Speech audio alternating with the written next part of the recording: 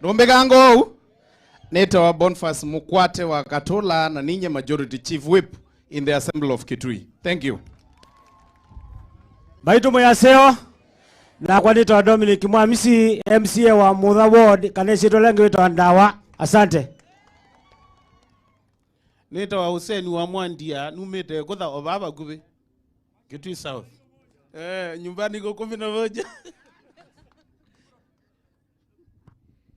Mweno mwendete. Kwa masitwa nitwa Frida Maua nominated in MCA una chama cha UDA kuma Mwingi West. Asante. Tukethanye mwene museo. Mavinda onze. Nitwa Paul Maluki kanake vuti MCA wa kwa Mutonga Kithumula Ward Kitui West na UDA. Asanteni sana.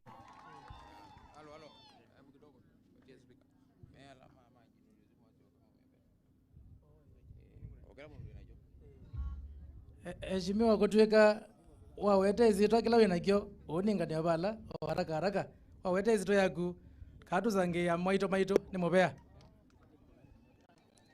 Mwaya ini museo na mabinda onde kwa masito mako na kwa neta Priscilla Makumi kana Kabilisi nominated member na chama cha Wiper kana woman rep ola wokete Kitui County. Thank you.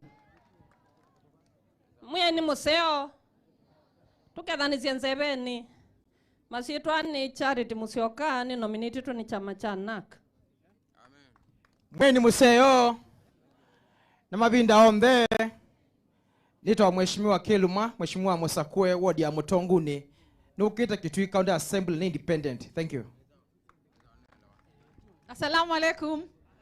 Mwaya ini museo nitwa Honorable Grace Mulandi ni nominated ni chama cha NAK na ni nominated nungamia Ibeti mwekwa. Immaculate Wanza nominated na Jubilee. Mwaya ni museo na mabindo nze neta wanza Mwanzia MCA Muzabwa Ward ya Mbitini Kitui Lulo.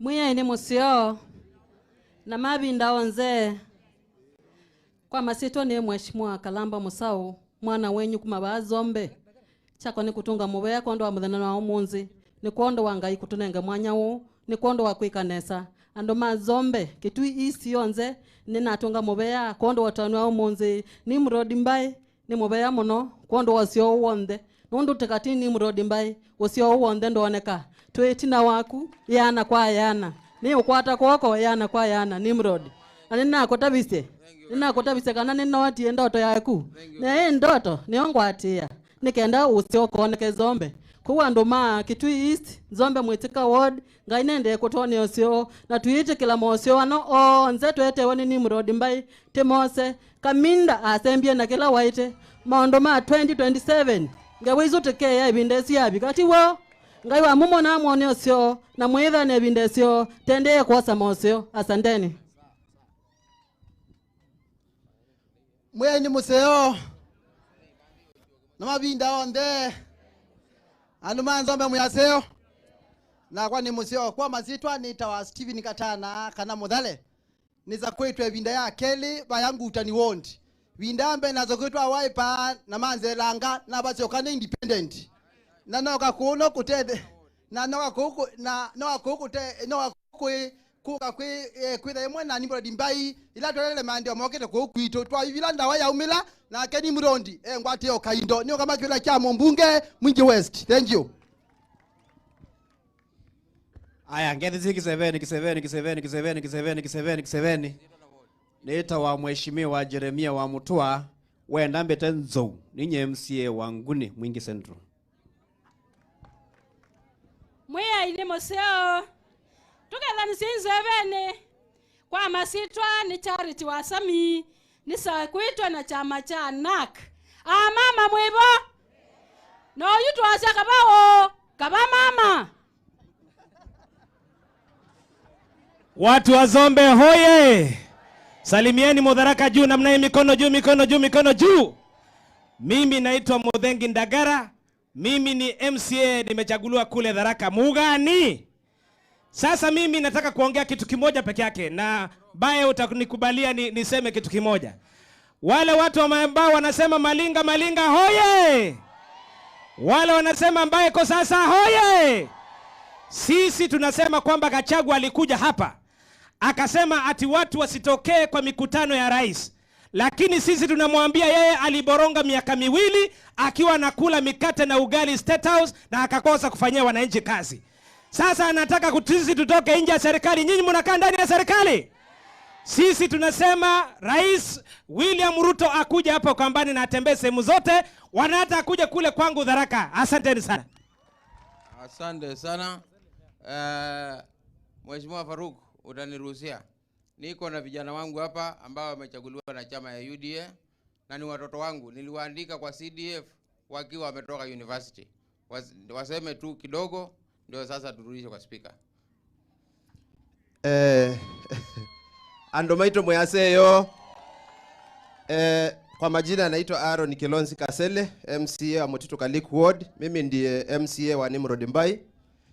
Siku ya leo naomba niseme mawili. 1. Kumbe wakati Mheshimiwa Nimrod Mbai alikuja hapa akatuambia twende kwa Jubilee na tukaingia kwa serikali tukaona maendeleo. Mara ya pili akatuambia tuingie UDA na tukaona maendeleo. Kumbe akili yote na uchoraji ilikuwa ya Faruk Kibet.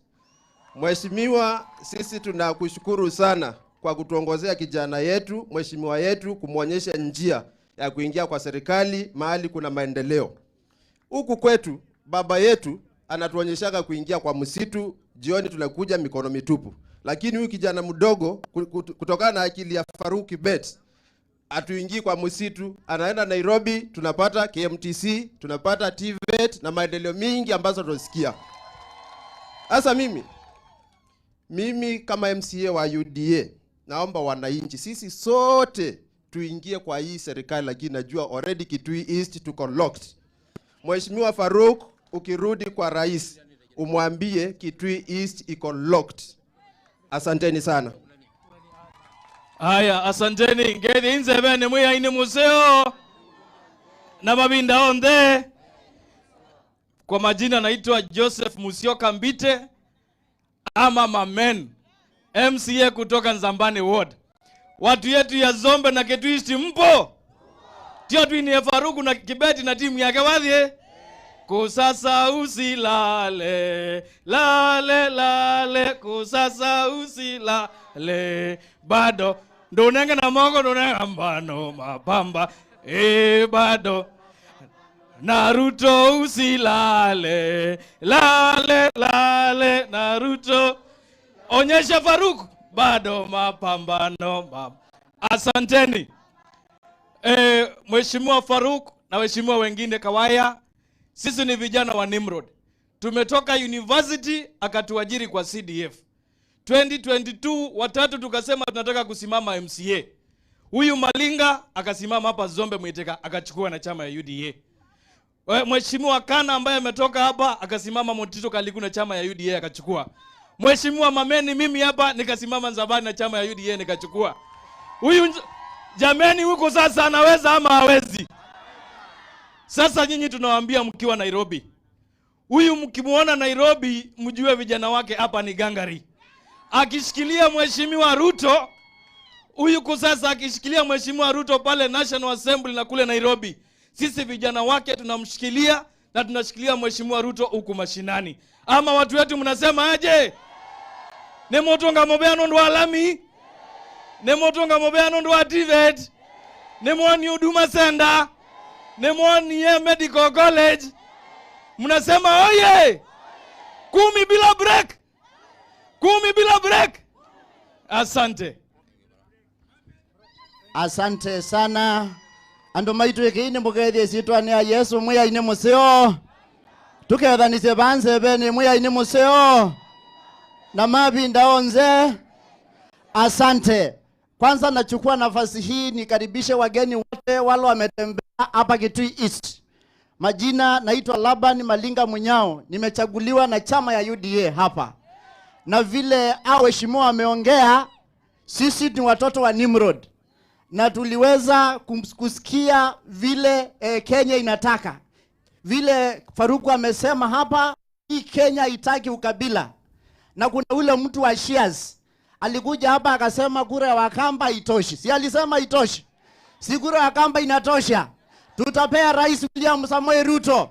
Nionyeshe kwa mkono kura ya rais, kura ya rais, kura ya rais.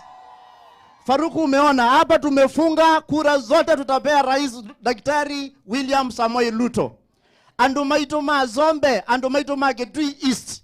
Ndo nyomuku yate kwa atane etina wa muyumbe na witu, ne etina wa musumbe witu William Samoei Ruto. Ito kwa tani andumaito, lamindu bikie, atumeame ba, lamiwe ba, college ndide liye, TVET ndide liye, medical training ndi ambia, na yando maito meendata.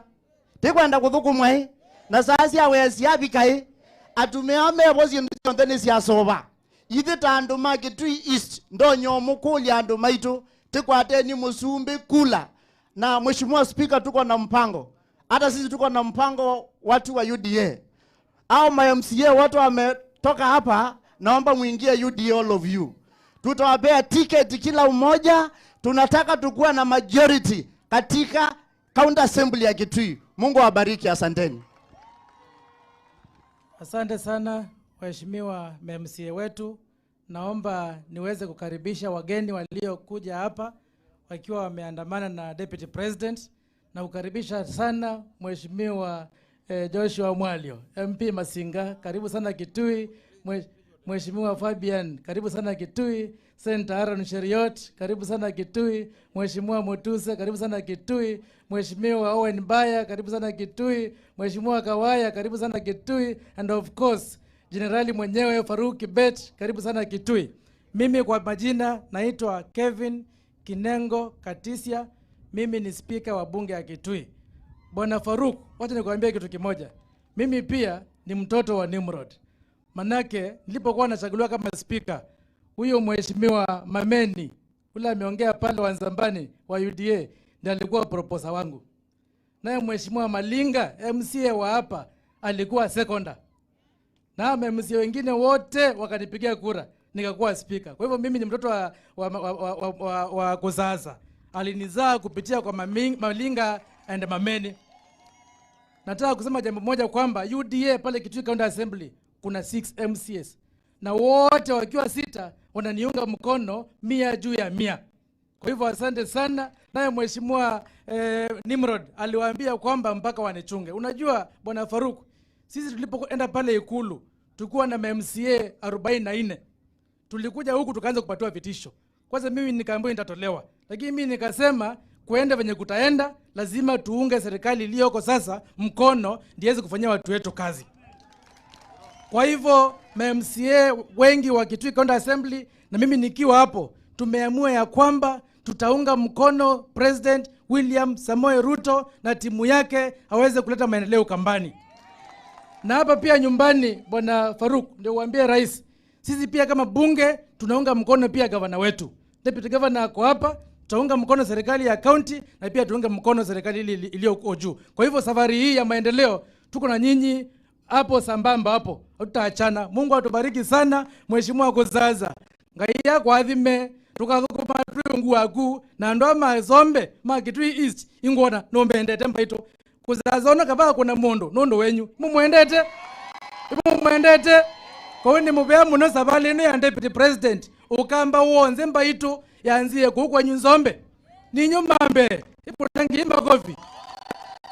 Kwa uona Deputy President oka inezi no kutoka moseo na ngai wa mumo naito mubea muno ngai atu adhime. Asante. Thank you Bwana Speaker. Matangazo tu ndio twende pamoja. Mheshimiwa Faruk Kibet ametupea 1,300 yake ya mfuko. Mheshimiwa Faruk, nisipofanya yenye nataka kufanya nitamalizwa na vijana. Nikubalie niite kijana kiongozi wa vijana wa Kitui County. Just 1 minute my brother. 1 minute and I know what it means word by 1 minute. Anduma sombe mwisawa. Mimi Faruk nataka kusema hivi. Wewe kutoka wakati Ruto aliingia kwa kiti. Umeona vizuri sana Kitui hatujawahi kuwa na maandamano. Hiyo ni kazi ya Mose na vijana. Hapa hatutaki upuzi. Na nyinyi watu wa Zombe Mama akizaa mara ya kwanza kuna kuanga na shida. Mara ya pili hakukuangi na shida kwa sababu ya kwanza alitengeneza nini? Njia. Huyu kijana yenu, huyu hana shida kuchaguliwa mara ya pili. Mara ya tatu munipe yeye town. Mimi nitakuwa MCA wa Kitui town. Na yeye utafute pesa mahali itatoka yanizunguke mpaka nikuwe MCA. Wewe utakuja kuwa governor. Mchague mara ya tatu, hiyo nyingine boss wewe ndio utakuwa governor. Na usalimiange Ruto unamwambia Mose hapa moto moto moto. Thank you bro. Tuko na kiongozi wetu Mheshimiwa Aaron Cheriot, Senator wa Bomet. Aya kuneko bia nyayo 1 2 3. Mukune. Mudumiozu. No ungamie. Bunge ya Senate. Kwa Kitui, kwa lobby. Sisi lawe. Nondo kwa dekataloe. Thank you. Asante Nimrod. Wananchi hamjambo. Mwaine museo. Amabinda yonde. Asante sana. Nimefurahi sana kufika hapa kwenu. Nimeletwa na huyu rafiki yangu Mheshimiwa Nimrod Mbai. Yeye ni rafiki yangu sana. Amewahi kuja kule kwetu karibu mara 2 mara 3 kule kwetu. Mimi natoka kaunti ya Kericho. Na amekuja amenisaidia wanabiashara wangu. Sasa juzi akaniambia basi yeye anaamini kwamba ukifanya tendo mzuri pia mwenzako anakurudishia mazuri. Sasa kwa sababu alikuwa ametembea kwetu, hata mimi nimekuja kutembea kwa watu wake. Si tunataka viongozi kama hao, mwenye anatafuta marafiki, na marafiki wenye wakikuja wanaleta maendeleo, sio fitina. Si ndio? Unajua wageni ni wageni. Wageni ni wa kila aina. Kuna wageni wakifika hawawezi kuacha chochote, wanawaacha tu na stress sababu wameleta fitina, wameleta uongo na hakuna kitu wamewaachia watu wa hapa nyumbani. Lakini huyu Nimrod, sababu yeye anatembea katika hii squad yetu ya UDA na ni mtu wa bottom up, yeye anajua umuhimu wa kuinua mwananchi yule ako chini mpaka aweze kufika juu. Tulikuja hapa Kitui wakati wa campaign na tukatoa ahadi kwamba tukiunda serikali lazima tushikilie wananchi wale wa chini. Wakina mama wale wa biashara, akina vijana wale wa bodaboda, wazee wale wanauza kwa maduka, na mambo hiyo yote tuone vile tutashikana nao biashara yao iweze kwenda juu. Na hiyo mipango imesongeshwa mzuri. Nyinyi mnajua ile mipango imepangwa, lakini tumekaa mpaka tukajiambia mipango ya serikali ni mzuri. Sasa ile wanapanga sijui hustler fund gani, hiyo mipango yote, lakini Biblia inatuambia penda jirani yako. Tembea na marafiki zako. Kuwa mtu ambaye anasaidia wale walio chini ndio wainuke mpaka juu. Ndio maana huyu Nimrod ametualika hapa leo. Sisi marafiki wake wote. Akatuambia niko na marafiki zangu ambao ndio wamenishikilia mpaka nimekuwa mbunge term 2. Nikiwaita kama ndugu zangu, mkuje tuwachangie. Jioni wakuwe wamepanua stock yao, wafanye biashara mzuri. Hiyo itakuwa mambo ya maana sana. Na mimi nikasikiza, nikaona hiyo ni vizuri. Unajua kule Nairobi niwapatie ripoti, na sababu mimi najua nyinyi mnafuata taarifa ya habari. Kuna watu wanatufanyia kesi. Ati wanatuambia nyinyi mnaenda kushikilia hiyo watu kwa nini? Kwa nini mnaenda kufanya mchango? Sijui nini ama nini? Hiyo pesa inatoka wapi? Pesa kila mtu ako naye. Tofauti ni roho. Kuna roho ya kutoa na roho ya uchoyo. Hii watu ambao wanatuambia maneno mingi si ati hawana pesa. Akina Wamunyoro hawa wakati huyu Mutuse alikuwa na muimpeach, simuliona ile mali yake ilitangazwa mabilioni ya pesa. Amenunua mahoteli kutoka Mombasa mpaka sijui wapi. Akitoa 2,000 jamani asaidie kina mama, itamshinda. Hata hawa viongozi wenzangu wa kutoka hapa kwenu wa chama ya Wiper, mtu umechaguliwa term 1, term ya 2, yani ukitoa 5,000 ukuje usaidie hawa watu, wataishiwa kweli? Ni kukosa ama ni uchoyo? Si ni uchoyo? Ndio maana unaona wakiita mkutano, ati mkutano ni ya kupiga story, ya kusema huyu sijui must go, huyu tutafukuza, 2027 nini itafanyika. Kabla ya 2027 kwani hakuna kuishi leo? Si lazima watu wakule siku ya leo? Hata Biblia inatuambia utupatie mkate wetu wa siku gani. Inasema siku ya 2027. Si inasema mkate wa siku ya leo. Sasa watu wanatuambia nini? Kila siku 2027 hii Yaani hao wameshiba, wanaishi vizuri, wako na pesa, lakini kutoa kwa mwananchi wa kawaida, kumfanyia harambee tu, mama ainuke kwa biashara yake, kijana wa bodaboda awache kuwa mtu wa squad, anunue pikipiki yake, wanaona ni kitu gumu sana. Sisi tunaambia hawa viongozi wa choyo, hiyo ukora yenu ikome. Na tunataka siasa ambaye watu watembee Kenya mzima. Si hapa ni Kitui na mmetukaribisha. Mnataka tukuje na tukuje zaidi. Watu wa UDA tutembee hapa Kitui bila uoga. Tunakaribishwa. Sababu mimi najua, mimi nataka siasa ambaye ni ya Kenya mzima. Sio siasa hii ya ukora ya kuanzia Athi River na unamalizia pale Emali. Hata unasema Kenya yako imeisha na unasema unataka kuwa rais. Rais wa nani? Na siasa ya Athi River mpaka hapa. Tafadhalini bana, ambia mimi, in fact nimezungumza na viongozi, hata rafiki zangu wa Wiper, akina senator mwenzangu Enoch Kio. Nimemwambia mimi nataka kukuona kule kwetu Rift Valley. Kuja uambie watu wa Rift Valley agenda ya chama yako ya Wiper ni nini kwa maisha yao. Hiyo ndio Kenya ambaye tunataka. Mimi naye nikuje hapa Kitui niseme sera zetu za UDA ambazo mnajua. Mwananchi mwisho atachagua. Na kabla ya kufika siku ya kuchagua, tukipangana hapa kidogo, tufanye harambee nini, kuna tofauti. Ukituita kanisa, tusaidie tujenge kanisa, sio maneno mnajua. Si mnakumbuka wakati tulikuwa kwa ile ubaya hii, watu hawajifunzangi. They don't learn. Wakati tulikuwa kwa campaign ile ingine, wakati Mheshimiwa Rais Ruto alikuwa anatembea hapa Kitui, anatembea Kenya mzima akizunguka, walikuwa wanamchekelea, wanamuita tangatanga. Mwisho ni Ruto ama ni hao walilia? Si Ruto alitawala? Hii ya saa hii naona bado wanacheza na ile formula ya zamani. Waambie watu ni digital. Watu wanajua dunia vile inaenda. Hii siasa ya pesa 8 ya kuweka watu kwa gunia kama viazi. Ati unatembea nao unasema basi mimi niko na sijui wa Kisii, mimi niko na Wakamba, wewe leta Waluya. Hiyo siasa bado iko. Bado mko kwa hiyo maneno ya kubebwa kwa gunia kama viazi. Hati wewe uleta watu fulani, mimi nilete watu fulani. Wananchi anataka sera ambayo itabadilisha maisha yake. Tujue vile wananchi watapata maji, vile tutajenga barabara, vile tutasongesha stima, vile bei ya maisha itateremka zaidi ya kule pahali ambapo imefikishwa. Hiyo ndio siasa ambayo tunataka kusikia. Kwa hivyo mimi nikiwa hapa sina maneno mengi. Nimekuja tu sababu Mheshimiwa Nimrod ni rafiki yangu, na unajua mtu anajulikana na rafiki zake. Ukiona rafiki za Nimrod unajua tabia ya Nimrod. Kama ni watu wa kutoa na kusaidia, ujue hata Nimrod ako hivyo. Unajua nimeona juzi rafiki yangu kabisa Mheshimiwa Kalonzo amepata rafiki mpya. Lakini ningependa nimpatie advice kidogo. Unajua ukienda town upatane na mama ambaye ameachwa na bwana yake, kabla ya kumchukua tafuta hata rafiki ya bwana yake kwanza, umuulize na hii mama anakuanga namna gani.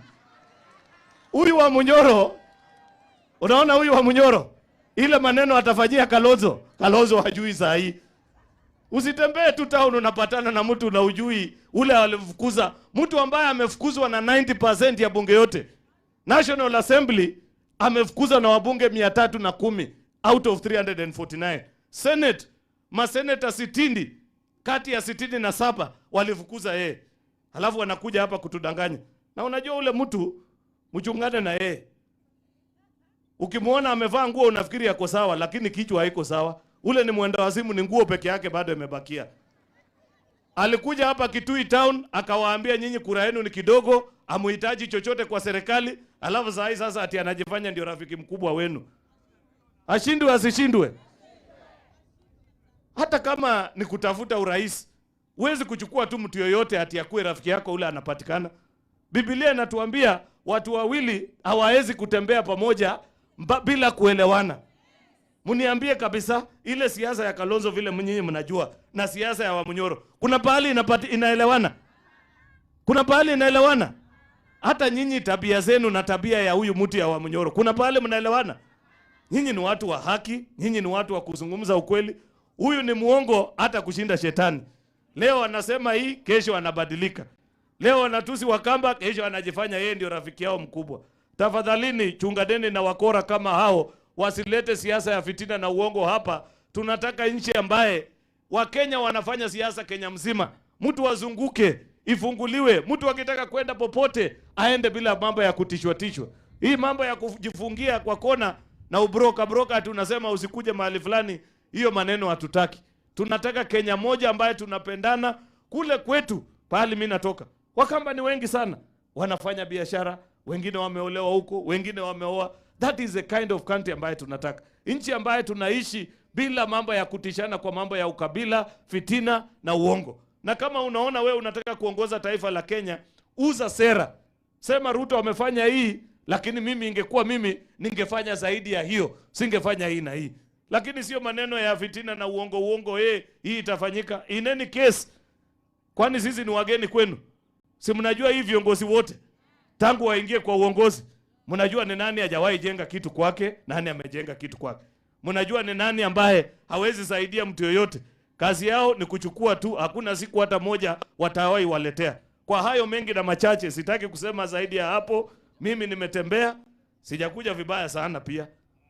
Nimekuja vizuri. Sababu unajua tunataka Kenya ambaye tunainua kina mama wetu. Unajua Nimrod, kama ungeniambia ni ya wazee singekuja vizuri. Lakini wakati umesema ni kina mama na vijana, nikasema lazima niongee. Unajua sababu mimi najuanga kura ya kina mama, si mimi ni mzee.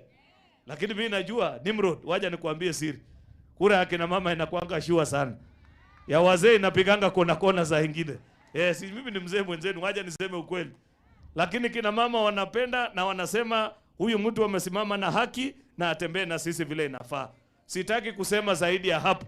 Wakati tunarudi kule Nairobi, mimi narudisha ujumbe. Niwaambie Kitui wametukaribisha. Kweli ama si kweli? Wamesema rais atembee hapa ama asitembee. Wamesema UDA inatakikana Kitui ama haitakikani. Wanakaribishwa ama wakaribishwi? Tuzidi hapo. Wacha nimalize, naona mdosi mwenyewe ndio huyo anafika, naibu wa rais wa Kenya, Profesa Kithure Kindiki. Mnakaribisha yeye? Yule mwingine wakati alikuwa kwa ofisi aliwahi fika hapa? Si alikuwa ananunua mahoteli na pesa yake? Alafu sasa anakuja kuuliza Kindiki ati wewe unatoa wapi pesa? Si anatoa pahali wewe ulitoa hiyo yenye ulinunulia naye mahoteli. Shindwe kabisa pepo mbaya. So asanteni na Mwenyezi Mungu awabariki. Mimi nimetembea na mchango wangu wa shilingi 1,500. 500,000 Kenya shillings.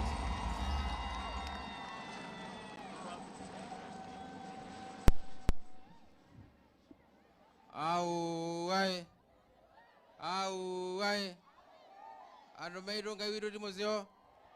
Huyu anaitwa Aaron Cheriot, ndio Cheriot nuwe munene wa maseneta monze ma Kenya. Nuwe ungamie maseneta monze ma Kenya. Mwinda taiwe. Nanda tuacha mono. Deputy President ndio hiyo ndege yake inazunguka iland. But in the meantime nikubalie niite Mheshimiwa Mwengi Motuse akuje aseme kidogo. Reggae music. Aya, DJ.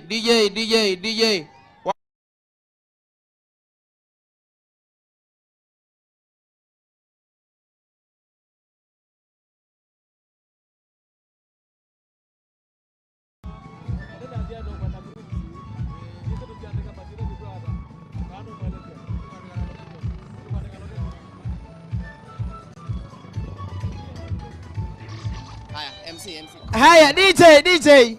Ando maitu mwaseo. Nitothacha munini wa Musumbe. Nenda kuita deputy ukametuke wete wapi deputy kalata. Deputy harakisha ulete wimbo. Ala mwezusunga nenda tusunga ba. Deputy harakisha DJ. Deputy harakisha. Hallelujah. Wakama kofi juu. Nukitwa musekeseke. Hallelujah. Wapima kofi juu.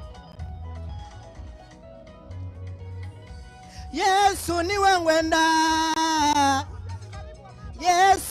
ngwenda. Vindu wakalenda kama onduma kwa. Ayola maunuma kwa Yesu niwe ngwenda. Thinu wakalenda kamondu makwa Thinu lakam Kita museke seke Kita museke seke Ngwedi se museke Yesu wabona wenda Kita museke seke Kita museke seke Ngwedi se museke seke Yesu wabona wenda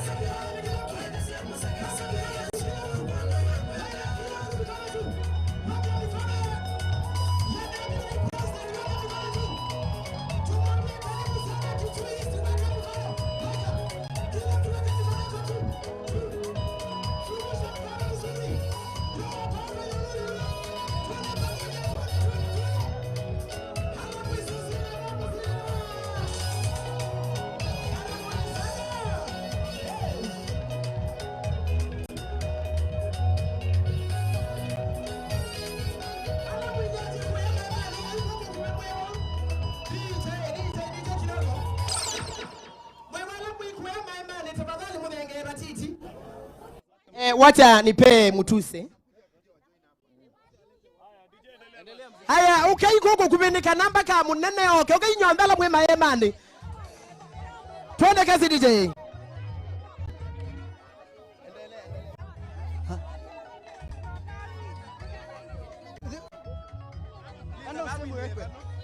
Hallelujah. Yesu ni wewe, waka mikono tu.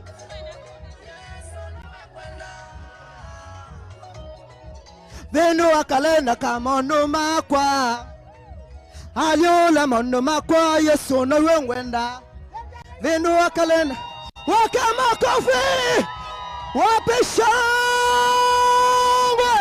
Yeah. Yeah. Wape shangwe na vigelegele. Hey. Kiita museke seke. Wajisha museke seke. Yesu wakona wangwenda.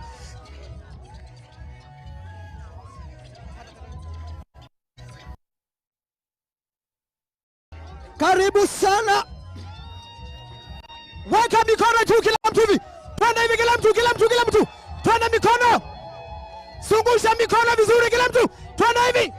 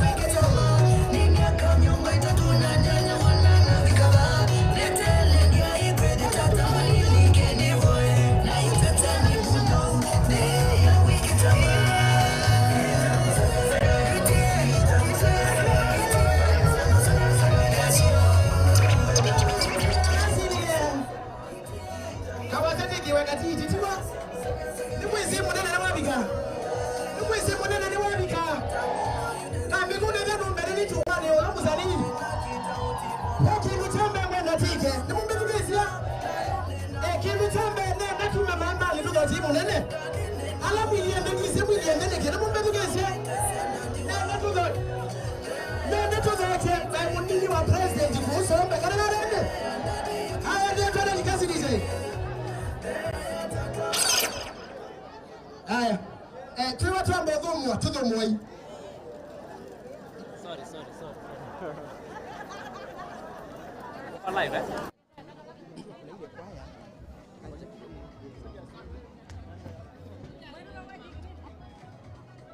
Asanteni sana. Shukran sana kwa kujiunga nasi. Anayejiunga nasi Mheshimiwa Naibu wa Rais. MC Msanii, tafadhali DJ, kwa heshima kubwa tunaomba kwamba tuendelee na mziki, tufurahie anapojiunga nasi Mheshimiwa Naibu wa Rais wa Jamhuri ya Kenya, Profesa Kithure Kindiki.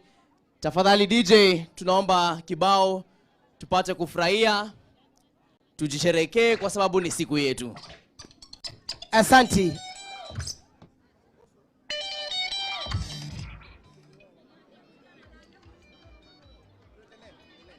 Aya, mwetwa wibawe. Na kuweka lata Masai Mendu. Weka karibu sana Elizabeth Mwetwa. Harakisha DJ.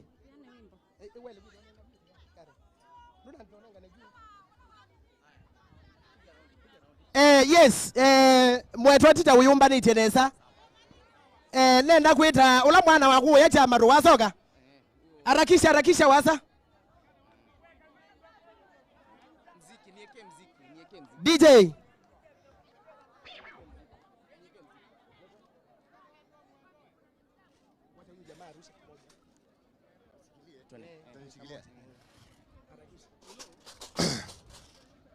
Leo ni leo, msemae kesho ndiye muongo.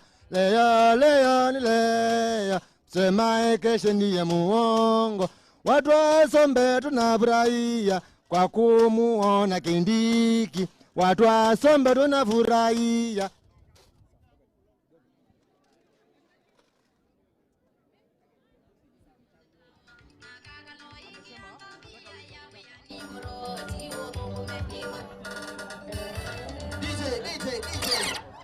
Deputy President ametumana, amesema nataka wimbo wa Kikamba. Kwa hivyo Mr. Kang'ethwa ndiye ameambiwa ndio ataimba. Kang'ethwa waza?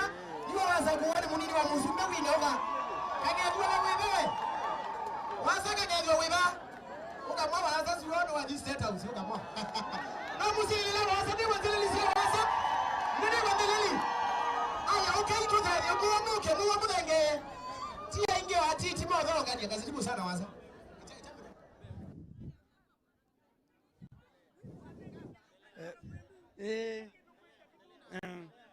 Atanda munona ngazo gedigiwama kwipika kugwitu adzanda munona ngalo igwita kuvikai kabonu woka utoko etuzel kabonu woka utoko etu adzanda munona ngalo igwita kuvikai kabonu woka utoko ketikita ta utoko etu kabonu woka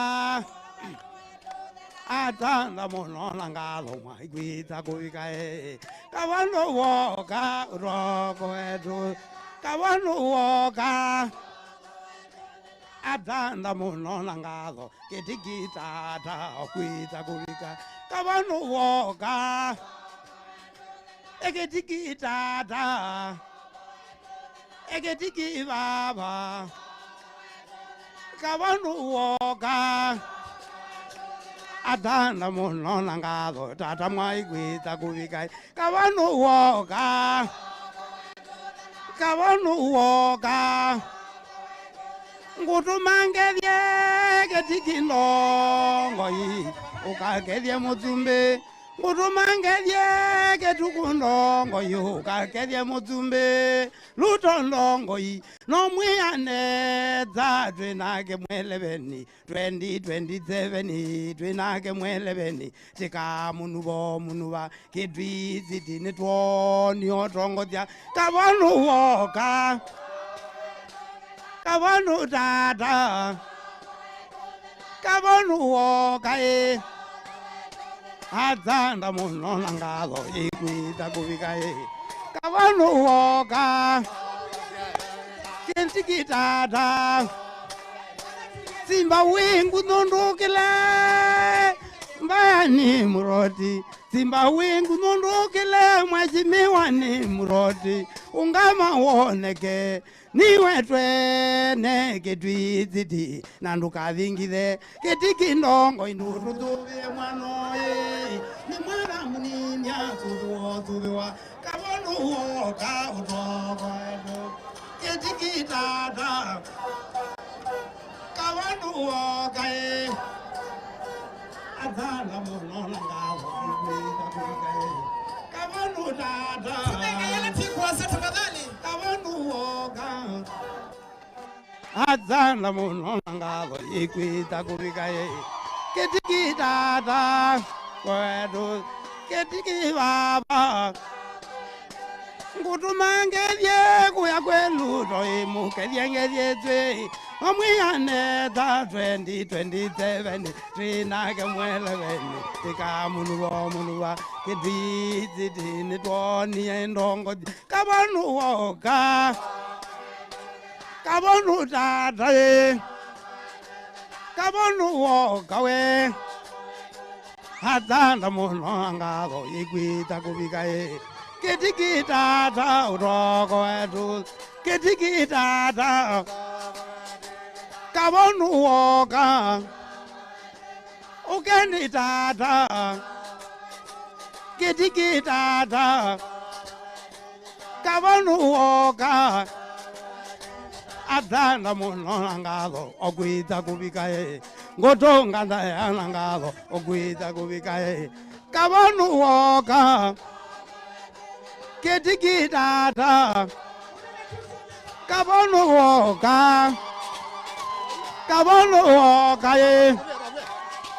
adzanda muno ngalo egwita kuvika kavanu woka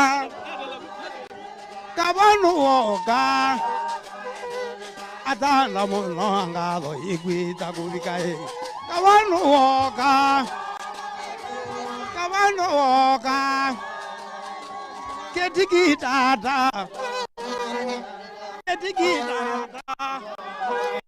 adzanda muno ngalo igwita kuvika ketikitata. Asanteni sana. Wapi nduru ya Mheshimiwa Naibu wa Rais wa Jamhuri ya Kenya, Profesa Kithure Kindiki? Naomba kusikia nuru kwa mara nyingine ya Naibu wa Rais wa Jamhuri ya Kenya, Profesa Kithure Kindiki. Tutulie wananchi watukufu, asanteni tukiwa tumesimama. Your Excellency Sir, with your permission, We will now have the national anthem, Wimbo wa Taifa.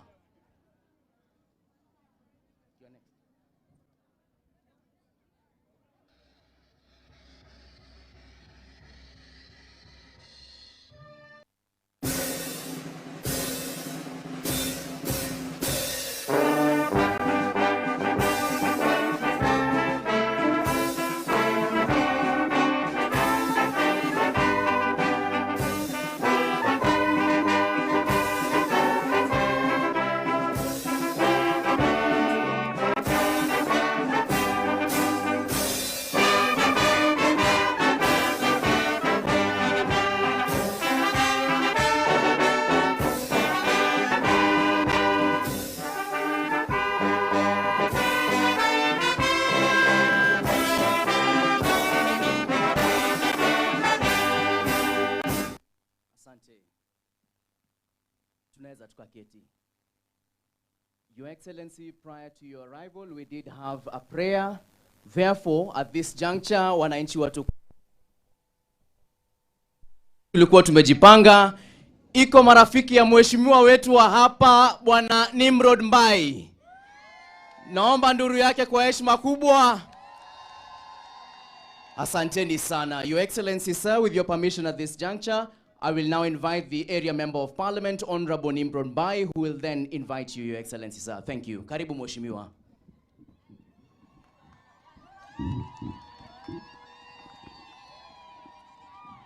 Ola wazi wakasolo wina wake ni jendi jangai wina wada.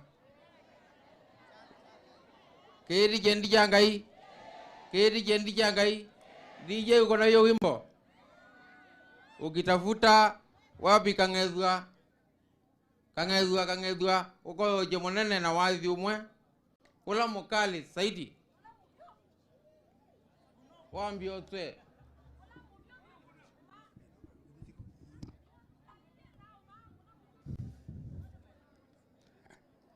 Adzana munona ngalo gitigitata kubika gwito adzanda munona ngalo mwakwita kubikai adzanda tata baba kwita kubikai Thina wito zombe ninge vala zito mbua yaua ngale zienda gezurindo la mindu tweke adzanda munonga lomwa kwita kubikae adzumale mbene myunda yaito ngamela maeradia makwete mabuti matuwa mbaito kabonu woka uroko etu okabonu woka uroko etu adzanda munona ngalo okwita kubikae kabonu tata uroko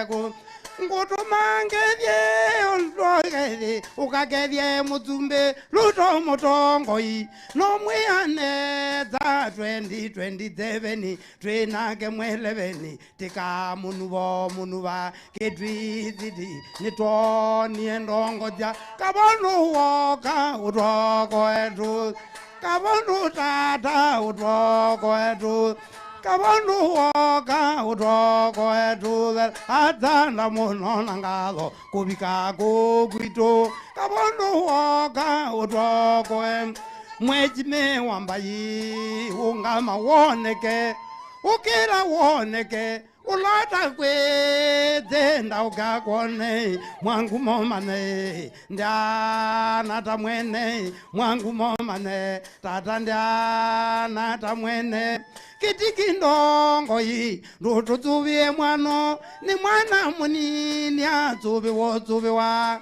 kitikitata ndutuzuvie mwano ni mwana munini atsuviwa kabonu woka utoko etu kabonu tata utoko etu adzanda munona ngalo ikwita kubikae kitikitata utoko etu kitiki baba utoko etu adzanda munona ngalo kubika gwito kabonu woka utoko etu thela. Your Excellency, kuna kijana dakika moja tu, not more than a minute. Wakalebe. Umwagune kuongea mwana. Sawa. Ati tabali yakota egebe la mani abiga yanda bana lelo. Kendigi wakota egebe la ma okorunga mubeyare kon. Kendigi wakota egebe la ma okorunga mubeyare. Ati brabisa wakota egebe la ma okorunga mubeyare. Allah magwaja kendigi ndebedai.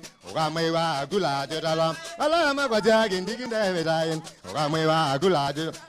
Allah manaja rudo nebedai.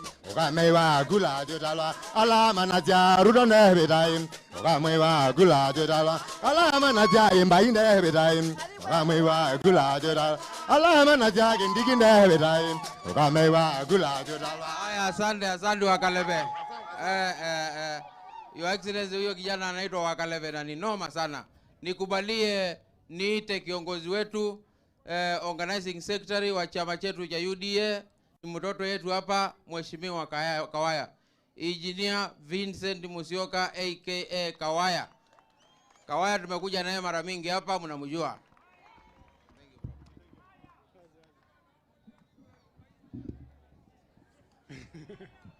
Haya. All right, thank you. Thank you very much. God is good, and all the time. Where in Museo, maybe down there. And the man zombe na mosele la mukamanaka na mosumbe ko manini wa mosumbe nzelelo. Haya, yangu machache sana, kwa sababu tumepata kiongozi tayari ameingia, na kwa hivyo yeye ndo mwenye agenda. Lakini niseme machache. Ya kwanza ni kukaribisha hapa Mheshimiwa Your Excellency the Deputy President of Republic of Kenya, mwenye ako sawa, mwenye amesoma, mwenye ako afadhali zaidi kwa kiwango kikubwa kuliko mwenye tulifurusha. Tunataka tukukaribisha hapa Ukambani. Na pia Ukambani hapa sio kukaribishwa kwa sababu pia wewe ni mtoto ya hapa Ukambani. Na hiyo nataka nyinyi muende mufanye research, mjue kwamba hii Kindiki actually ni mtoto yetu. Na kwa hivyo wale ambao wamekuwa wanasema ati wao ndio watoto wa Wakamba, wajue pia tuko na mtoto mwingine wa Wakamba anaitwa Kithure Kindiki. Basi niseme hivi, Mheshimiwa Nimrod, nataka nimshukuru sana. Na niwashukuru watu wa Zombe, mlichagua vizuri. Huyu mheshimiwa wenu ni kiongozi bora, sio bora kiongozi. Kwa mambo yote, kwa kuwakumbuka, tunatembea sana na yeye katika ministries kuwatafutia watu wa Zombe, watu wa Kitui East na Kitui kwa jumla. Na niseme pia mheshimiwa huyu Nimrod ni ndume ambaye pia akitishwa pia makofi anatoa. Na kwa hivyo pia mlichagua kiongozi ambaye kwa njia ya demokrasia, kwa njia ya diplomacy na pia kwa njia ya makofi ana protect interest ya watu ya Kitui East. Muendelee hivyo, msichoke, mpatie that term, mpatie fourth term, iendelee namna hiyo, mpatie governor, mambo iendelee na kusonga. Basi niseme mambo mawili. Sisi hatuko hapa kwa bad luck ama by bad luck. Hatujapotea. Ukiona mimi niko hapa, kiongozi wetu Kithure Kindiki hako hapa, Faruku hako hapa, kiongozi wa wengi katika bunge yetu Mheshimiwa Aaron ambaye anasimamia maseneta wote wako hapa. Unaona hata deputy majority leader wetu wa National Assembly hako hapa Aaron, na waheshimiwa wengi kina Mutuse, na waheshimiwa wengi sana. Nimeona tuko na kina Fabian, na hatujapotea. Tumekuja hapa kwa sababu tunashirikiana vizuri na Mheshimiwa Nimrod tuweze kusaidiana. Wakati mimi nilitembea hapa na now the current president, wakati wa siasa na Mheshimiwa Nimrod, tulisema tutakumbuka wamama, tutakumbuka walio chini, tusaidiane tuweze kuwainua. Kufika hapa ni njia moja ya kuwainua nyinyi ambao mlitusaidia pia tukaweza kupanda, na tukasema hatutapanda peke yetu, tutaendelea kuwakumbuka, tutawaunganisha pamoja kama vikundi na tuweze kutoa fedha na misaada kidogo kidogo, ndio tuweze kuinua yule mama wa chini. Basi siwezi toka kwa hii jukwaa kabla sijaongelea mambo ya ukabila. Mimi nimeona yule jamaa ambaye tulivurusha katika bunge letu ametembea huku juzi juzi, ana insight watu ati amekuwa pale Sekuru. Nimeona wametembea pale mpaka wamekula vumbi. Yeye alikuwa kiongozi ambaye ndio alikuwa deputy president, anatembea kwa kiongozi mwingine pia alikuwa deputy president, wanakula vumbi, wanaelekea kwa kijiji ambacho hakina maji, hakina stima, hakina mulika mwizi, ambacho ni kijiji ambacho kimewachiliwa. Na hao pia hawana nidhamu, wako na nguvu ya kutusi watu, ya kuambia huyu Nimrod huyu ati asiende State House, ati wao ndio wanampea laana, wanalaani Mheshimiwa Nimrod Mbai ati na watu wa Kitui East kwa sababu Nimrod ati ameenda kuwatafutia barabara ya Chuluni Zombe Mwitika Road, alimefanya makosa. Sasa wewe ulikuwa na nafasi ya kuweka barabara kule kwako, ukashindwa. Tafadhali wachia watu wa Kitui East kupitia kwa huyu Mheshimiwa Nimrod atembee kwa rais wetu wa Kenya, aweze kuleta maendeleo katika Kitui East ambayo yao yalikushinda wewe mwenyewe. Na basi nimesikia huyo mtu anaitwa Suti Kombo ambaye tulivurusha, ati wakati alikuwa kwa kiti alisema Wakamba wafai, hawana shares, wasipewe barabara, wasipewe maji, wasipewe mahospitali. Sasa nimesikia ati anasema wakati rais anaingia hapa hivi karibuni ati msikaribishe yeye, ati muongwe, ati muitishe 2,000 ndio muende mkutano ya rais. Nyinyi mnataka kuongwa ndio muwekewe lami? Mnataka muongwe ndio mpatiwe maji? Hiyo haiwezekani. Sisi tumesema tutafanya merry-go-round ya mambo ya maendeleo. Wao wanafanya merry-go-round lakini ya kukula chakula na kutusi wananchi. Asanteni sana, Mungu awabariki sana.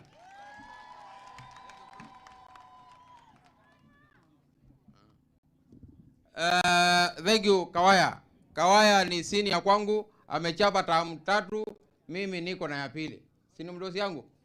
Your Excellency, kabla sijakualika, kuna wazee wako na maneno, si maneno ya kuongea, lakini ni maneno ya itikadi zetu kama Wakamba kwa mzee kama wewe.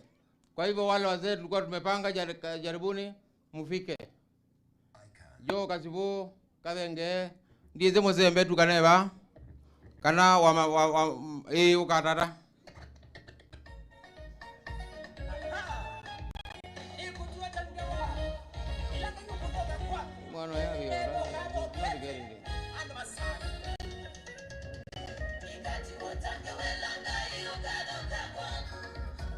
Aka harakisha boss.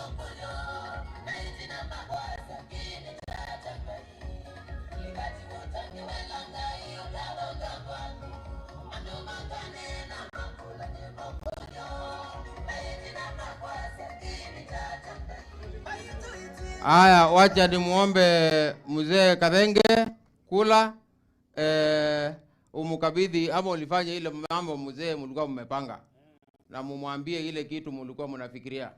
Karibu sana. Kwa ufupi tu. Asante sana kwa siku ya leo kuona deputy president, and now tunakuita hapa tukupatie kitu ambaye Wakamba ndio wanatumia kila mara kama ngao yao, na kila manatumia makuwa manalinda mali yao na kila kitu yao. Na kwa hivyo tunakuita sasa tukaribishe sisi wasee ambaye tumechaguliwa kwa niaba hao wote kabisa. Sasa karibu. Thank you. Yeah. Sasa hii utavaa namna hiyo na utashika namna hiyo. Yeah. Yeah. Wewe unaona hiyo kwa kushoto. Utavaa namna hiyo. Thank you. Unashika namna hiyo.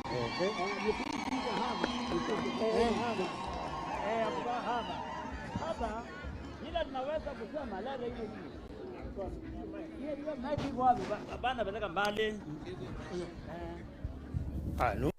Ile tunaweza kusema Your Deputy Excellency ni kusema hapa ndio Sombe Sub County, na hii inarekebisha Kitui East na vile vile Kitui County.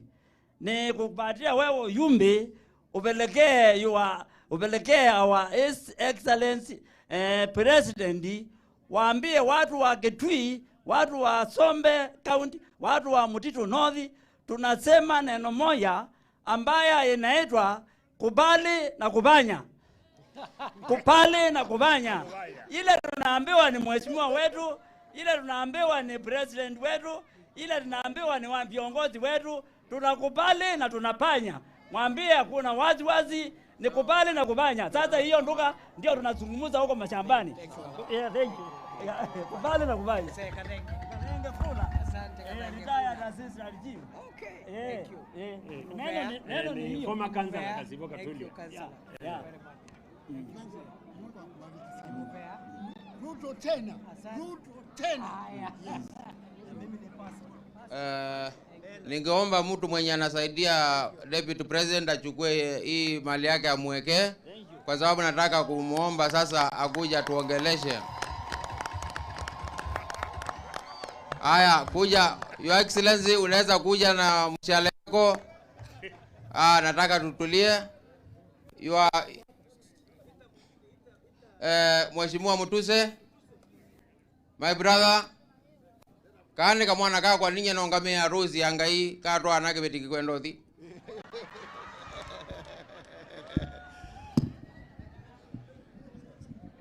Aya.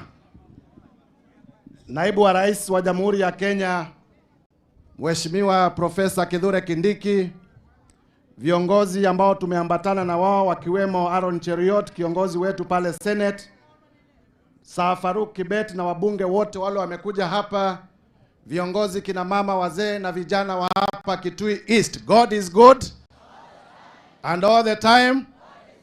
Mwiya ini museo na mabinda onde. Bwana asifiwe. Bwana asifiwe tena Zombe. Hebu tusalimiane kwa hewa watu wa Zombe. Asanteni sana. Nataka niongee, unajua kuna taarifa na kuna muhtasari wa taarifa. So leo nitafanya muhtasari wa taarifa.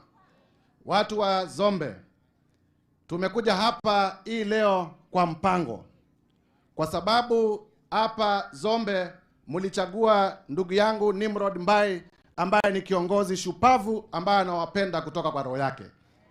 Mheshimiwa Nimrod Mbai kila wakati tukiwa Nairobi, tukiwa bungeni, anainua mikono, anataka spika aongee kuhusu maendeleo ya kina mama, ya vijana, ya wazee, ya sehemu zote za hapa constituency ya Kitui East. Hebu pigieni Mheshimiwa Nimrod makofi. Vile Mheshimiwa Nimrod amesema, mimi na yeye ni mandugu. Tulianza kufanya kazi pamoja na Mheshimiwa Nimrod tukiwa vijana wadogo. Tarehe 21 mwezi wa Julai 2004. Kwa hivyo sasa inafikia karibu miaka 21 tukifanya kazi pamoja na huyu Nimrod. Na hiyo pia amesema ni kweli. Yeye ndio alinisimamia harusi. Kwa hivyo ile certificate yangu na mama pale nyumbani iko na kidole ya Nimrod na ule bibi yake ambaye mnamjua. Huyo si ni mtu na ndugu yake. Kwa hivyo leo niliamuka mapema, nikasema lazima nifike hapa Zombe, sio mara yangu ya kwanza. Ndio nilete kama mchango yangu kidogo, tusaidiane na kina mama na watu wa hapa Zombe, ndio tuweze kuinua watu wetu tusonge mbele. Jameni, tumefanya vibaya kuja hapa. Tumefanya mbaya kuja hapa. Sasa jana, niseme nisiseme. Jana wakati tumepanga safari ya kuja hapa, ati watu wengine kule Nairobi, watu wa vitisho, wanasema ati tukikuja hapa Zombe, nyinyi mtaturushia mawe. Hapana, mimi nilisema ukweli jameni. Ati pale kwa bunge, jamaa akakuja akaniambia nyinyi mkienda pale Zombe, ati mnaenda kwa Nimrod Mbai, watu wa Zombe watawafukuza. Nyinyi ndio mlikuwa mmetuma huyo mtu alikuwa anasema atatufukuza. Wale wanasema shetani ashindo wanyonyeshe kwa mkono. Tumekuja hapa mambo mawili. Katika Kenya mzima, mnanisikiza watu wetu, iko group mbili za wanasiasa. Iko group ambayo inataka maendeleo. iko grupu ambayo inataka Kenya iungane pamoja, iko grupu ambayo inasema hatutaki ukabila Kenya, iko grupu ambayo inasema kila Mkenya ana haki, ikuwa alipigia serikali kura au hakupigia serikali kura, ana haki ya kupata maendeleo. Hiyo group inaongozwa na Mheshimiwa Rais William Ruto na Profesa Kithure Kindiki. Sijui kama mmenielewa. Mmenielewa watu wa Zombe? Ile group ambayo inatakia wananchi wa Kenya mema. Ile group ambayo inasema tutengeneze barabara zikuwe za lami. Ile group ambayo inasema watu wa Zombe wanataka maji. Ile group ambayo inasema vijana wapate kazi. Hiyo group inaongozwa na William Samoei Ruto na Abraham Kithure. Alafu kuna grupu ya pili. Grupu ya pili ni ile inasema kwamba Kenya kukuwe na vita. Grupu ya pili ni ile inasema kwamba nyinyi ambao hamuna shares nyingi kwa serikali msitengenezewe lami. Grupu ya pili ndio ile inasema kwamba nyinyi muzidi kuwa katika umaskini. Hiyo group inaongozwa na mtu tulifukuzwa anaitwa Wamunyoro. Mnajua Wamunyoro nyinyi? Halo? Simuliona pale bungeni ile kazi tulifanya? Wamunyoro akaenda? Alienda ama hakuenda? Alienda ama hakuenda? Na sababu tulimfukuza nene nakandika nende. Inyo moyaise tusubye mbai. Inyo moyaise tusubye mbai. Na mwaze kuyando mabothetie mbai noe. Mwaze matuita hata. Aiye mwaise matuita hata. Halo? Na mwatu ya twathi lobi twike hata tusubye chao. Nanye nasi isia nethia muno lotongwesie kambuni ya ubuthia mbai niwe usu nasia ni lumanola munene wone le chendi nikenda tulatungi tukiembai niwa ndiye ndeka ndathi ndi. Mwisho nikimalizia kwa sababu tuko wengi, nataka mutafsiri haya. Kura iliyopita wale waliomba kura ilikuwa ni Mheshimiwa Rais William Ruto na Raila Amolo Odinga. Kweli si kweli? Huyu Raila akapigiwa kura akakuwa namba 2. Hii leo tunavyoongea Raila anafanya kazi na William Ruto. Mumekuwa sisi hapa tangu mwaka wa 2007, 2013, 2022. Hizo kura zote tumekuwa tukipigia Raila. Kura ikiisha yeye anaingia kwa serikali, anatafutia watu wake maendeleo, anatuacha parking pale kwa upinzani. Kura ikikaribia tena anakuja kutupata pale alituacha. Sijui kama mnanielewa. Sasa ni mjinga gani kama ulipigia Raila kura na Raila yeye ako ndani ya serikali? Sasa wewe unakaa nje ya serikali ukitafuta nini? Tuimba kana tuye mwende. Kula twakuniye kula mwako niye Ruto. Na alange mako ni Raila. Na asiyo ile methuko machao. Na yela methuko maimwe na tuyo watu kalenzai na mundula mwako niye kula na olonge mwako niye kula mwanda methuko maimwe. Ona ito tayari kwa tatu bundene. Niwe kana ti wende. Wenye wanasema tukae ndani ya serikali wanaonyesha kwa mkono. Mwiso ndimina nendo mukuli ati. Yola wendene na ola wenza ola wiwamoyono. Aye kanzonginge. Nendo mukuli ati. Ando mazombe ambai ola wendene na ola wenza ola wiwamoyono. Aye nyane weta ndene wa serikali ndio weta kumokwesivya. Ni weta ndene wa jao.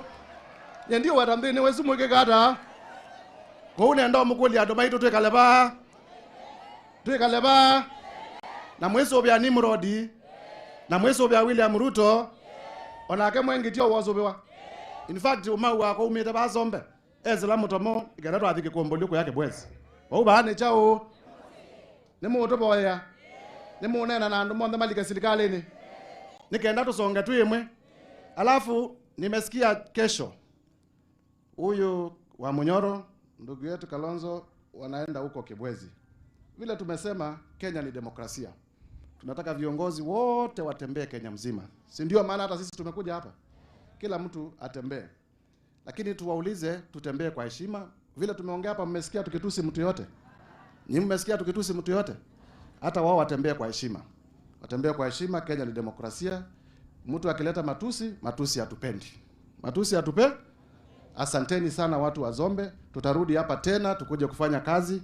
Pia mimi nimetembea na shilingi 100,000 ya kusaidia kina mama na vijana wa hapa Zombe. Asanteni sana.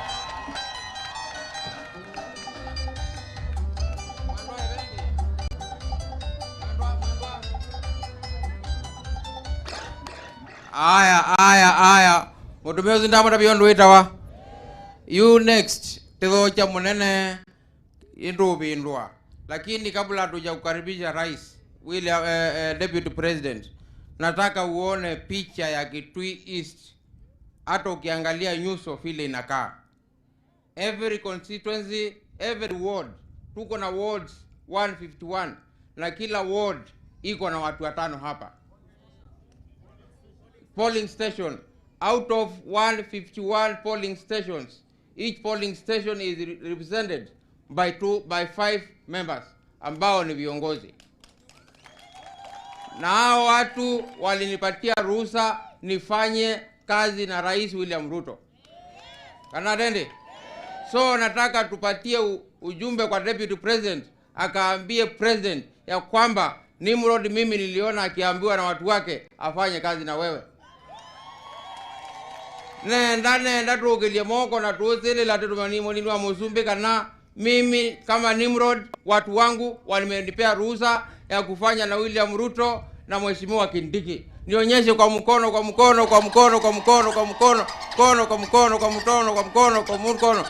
Thank you watu wetu na Mungu awabariki. Hapo ndipo niko.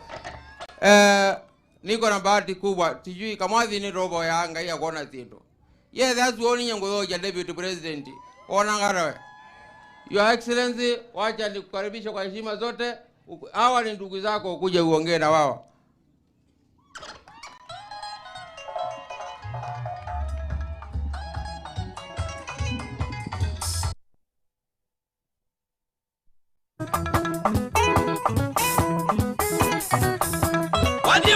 Omedigwa ya tinyo kwenda notiewa. Wanyumba omedigwa ya tinyo kwenda notiewa. Nikinuna setwe machote nendika kuholela. Nikinuna. Baito muyaseo. Baito muyaseo. Muyaseo ingi. Muya ini museo. Mavinda othe. Asante sana. Waheshimiwa wote ambao wamefika hapa, kiongozi wa wengi katika bunge la Senate, naibu wa kiongozi wa wengi katika bunge la kitaifa, senators wa bunge, PSS, deputy governor wetu, MCS, wananchi wa Kitui East, wacha niwasalamie tena. Hamjambo. Hamjambo. Ngevya inzeveni, Bwana asifiwe. Nzeveni.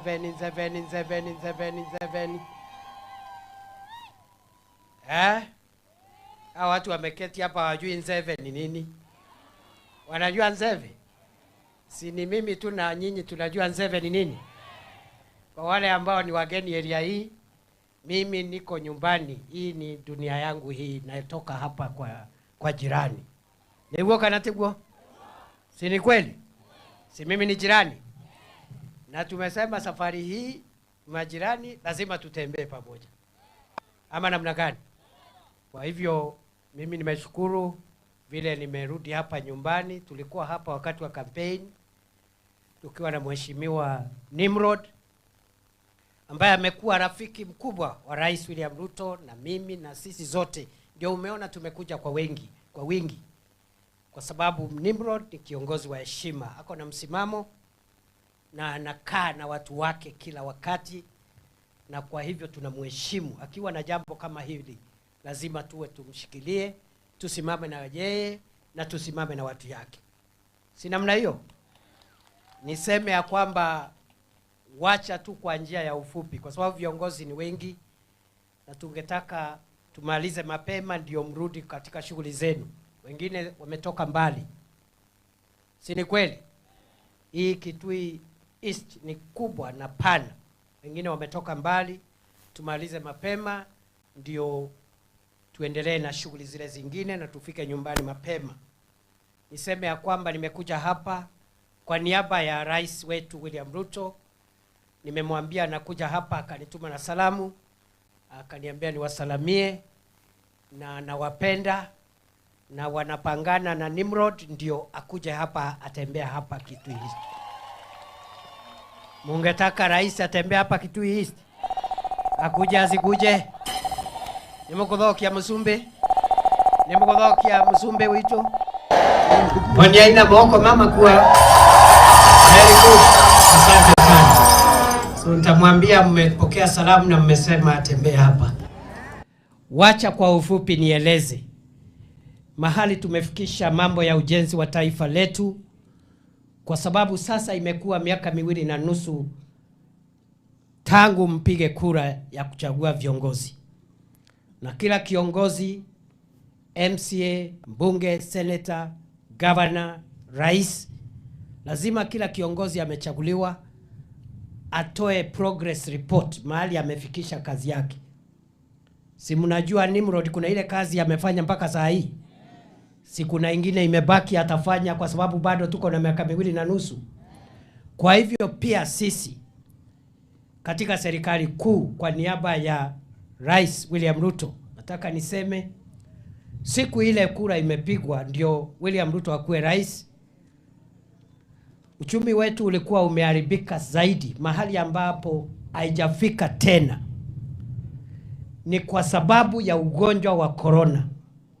Kwa sababu corona ilikuwa imefunga uchumi kwa takriban miaka 2. Hatukuwa tunaenda shambani, hatukuwa tunaenda sokoni, hatukuwa tunasafiri, biashara zote zikafungwa. Ndio unaona 2022 wakati Rais Ruto anachukua usukani, hali ya kiuchumi ilikuwa imezoroteka kabisa. Lakini katika safari ambayo tumekuwa nayo ya miaka 2.5, kuna vile tumepiga hatua kidogo, lakini hatua muhimu katika kujaribu kudhibiti makali ya uchumi kwa mwananchi. Mtakumbuka siku ile Rais Ruto anachukua kiti ya urais, kilo 2 ya unga ilikuwa 250. Na kila siku kulikuwa na maandamano ya sufuria. Kweli si kweli? Na wale waliokuwa wanaandamana walikuwa wanasema punguzeni bei ya unga, iko juu 240 250. Na tukakubali ya kwamba kama kilo 2 ya unga wa ugali ambao unatumiwa katika familia nyingi sana imefika 250 240, wananchi wengi hawezi kumudu. Kupitia sera za serikali ikiwemo kupunguza bei ya fertilizer kutoka 7,000 kwa mfuko moja mpaka 2,500, kupitia sera mingi ambazo tumeweka ikiwemo kutafuta mbegu za kusaidia wakulima wawe na mbegu nzuri, kupitia bidii yenu kama wakulima, na kupitia baraka ya Mwenyezi Mungu ambaye ametupatia mvua. Kuna baraka ya Mungu, kuna bidii ya mkulima, na kuna bidii ya serikali ya kupunguza bei ya fertilizer, bei ya mbegu na kusaidia wakulima. Hiyo mambo yote imetuwezesha tumepunguza bei ya unga kiasi kwa takriban zaidi ya shilingi 100. Sasa iko 150 140 hapo, na bado tunang'ang'ana nayo kwa sababu tungetaka iendelee kushuka hata zaidi, ifike shilingi 100 na chini ya shilingi 100. Kwa hivyo kuna mahali tumefikisha na kuna mahali bado imebakisha, kwa sababu watu wengi ni wakulima, watu wengi wanapata chakula kutoka shambani.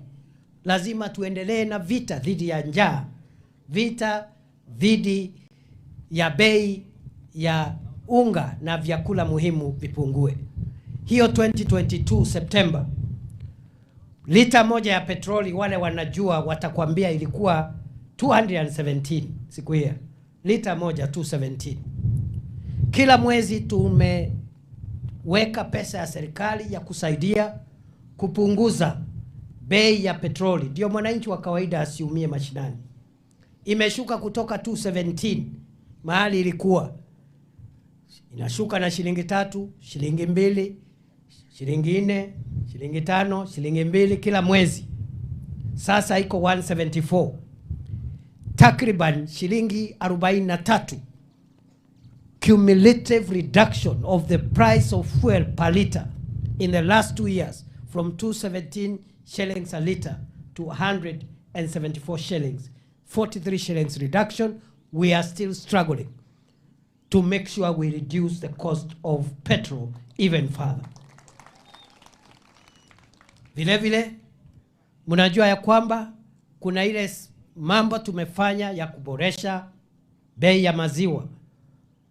Kwa sababu wakulima wengi ni wakulima wa maziwa. Maziwa lita moja ilikuwa shilingi 34 2022, sasa imefika shilingi 50 na bado tunaendelea kuboresha hiyo bei ndio mkulima mahali hako katika Kenya apate mapato ambayo yatamwekea pesa mfukoni zaidi ya ile ambayo amekuwa akipata. Kwa hivyo tunashughulikia kujaribu kupunguza makali ya uchumi kwa mwananchi, kujaribu kupunguza bei ya vyakula muhimu ndio mwananchi asiumie zaidi. And that is a journey. We will continue with it. We have made some progress. We will make further progress in the remaining 2.5 years. Hiyo ndio inaitwa report card. Tuko half-term, kuna mahali tumefikisha, tuko na time ingine kama ambayo tumekuwa nayo ya kuimarisha mambo hayo hata zaidi. Vile vile, mnajua ya kwamba dunia hii yetu sehemu nyingi hazina stima. Na kwa hivyo tuko na program ya kuhakikisha kwamba mahali uliko kama mwananchi umefikiwa na stima kwako nyumbani. Haijalishi nyumba yako ni aina gani. Stima ni haki ya kila mwananchi. Stima sio starehe ya matajiri peke yao. Kwa sababu sisi ni watu tunaamini uchumi unakuwa ukitoka chini ukienda juu, bottom up. Kwa hivyo hapa Kitui County kwa jumla tuko na program kubwa ya kuongeza stima.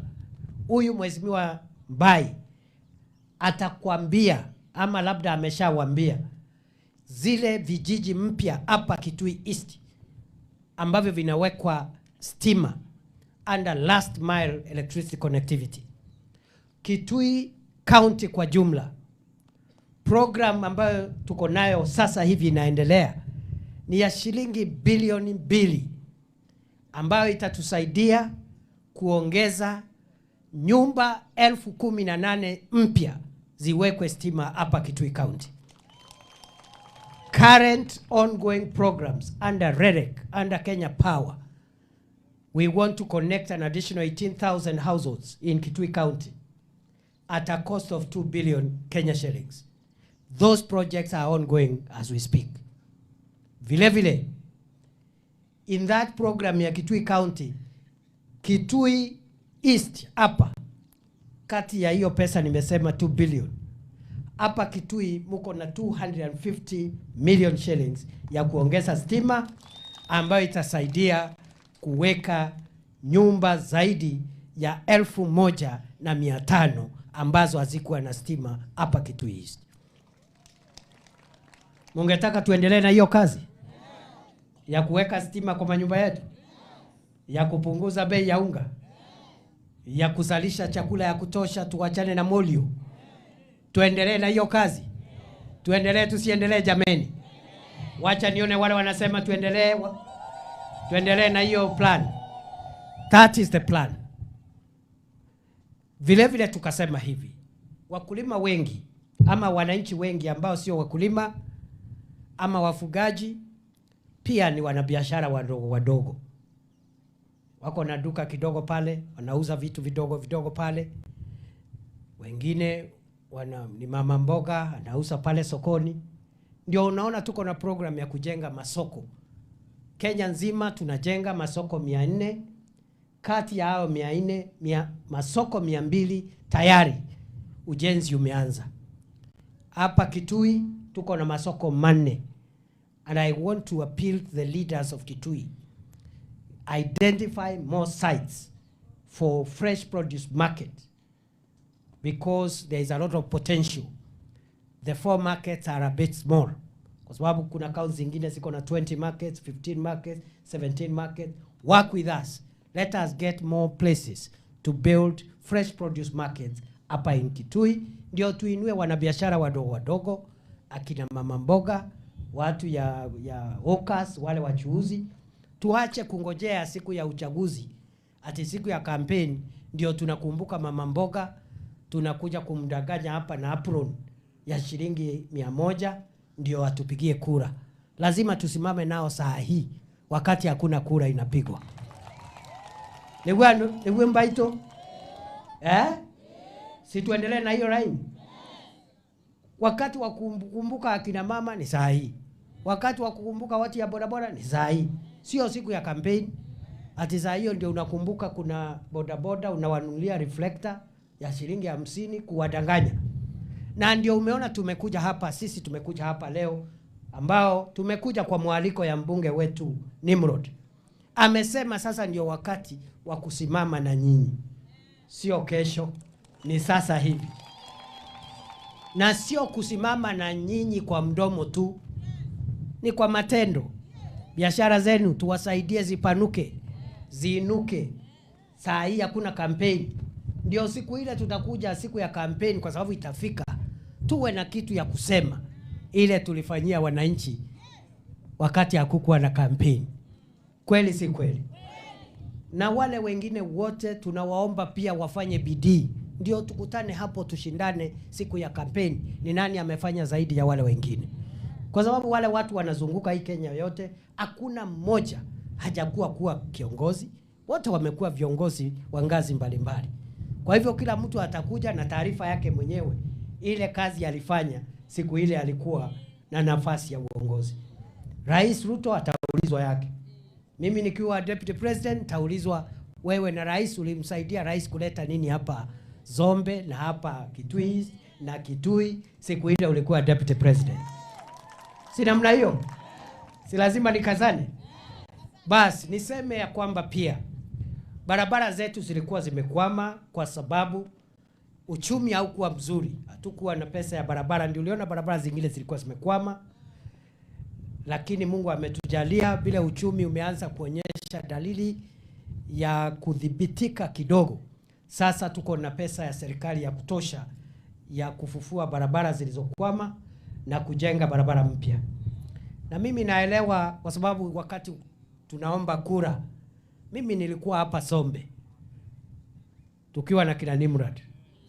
Tukaenda pale Mutomo, sijui wapi, tukazunguka hapa. Alafu kuna barabara moja ambayo mmelilia sana, inaitwa Sombe Chuluni. Nememize. Wangapi wanajua hiyo barabara ya Sombe Chuluni? Habari njema ni kwamba tarehe 27 mwezi wa 5 barabara ya Sombe Chuluni imetangazwa. Tunangojea sasa kuipatia kandarasi. Mimi mwenyewe ndiye nitaleta mkandarasi hapa, na tutakuja na huyu Nimrod na viongozi wa Kitui County tulete contractor. Sio itakuwa barabara muhimu sana kwetu. So I want to announce to you that the advertisement for Sombe Chuluni Road imefanywa. Tuko na pesa ya kuianzisha, tutaijenga, na wale walikuwa wanatungojea huko mbele ati kwa sababu ya hiyo barabara watafute kitu kingine, kwa sababu hiyo tunatuliza. Tuendelee na hiyo kazi jameni. Tuendelee tusiendelee. Tunajua hapa Kitui kuna barabara zingine, na leo sitazizungumzia, nitazizungumzia wakati nitaenda kwa hizo constituencies. Lakini mnajua ya kwamba kuna ile barabara ambayo imejengwa kwa muda sasa ya kutoka Kibwezi kupitia Mutomo mpaka Kitui, ambaye tumekuta iko karibu kukamilika. Lakini kumekuwa na shida ya compensation. National Land Commission ilikuwa bado haija compensate wale ambao ni watu wetu hapa ambao shamba zao zilishongezwa kidogo kwa sababu ya hiyo barabara. Pia nataka niseme kwa niaba ya serikali tumetoa milioni 800 ya kumalizia compensation ya wale ambao walihusika, mashamba yao yaliguswa na hiyo mradi ambao ni barabara ya Kibwezi Mutomo Kitui.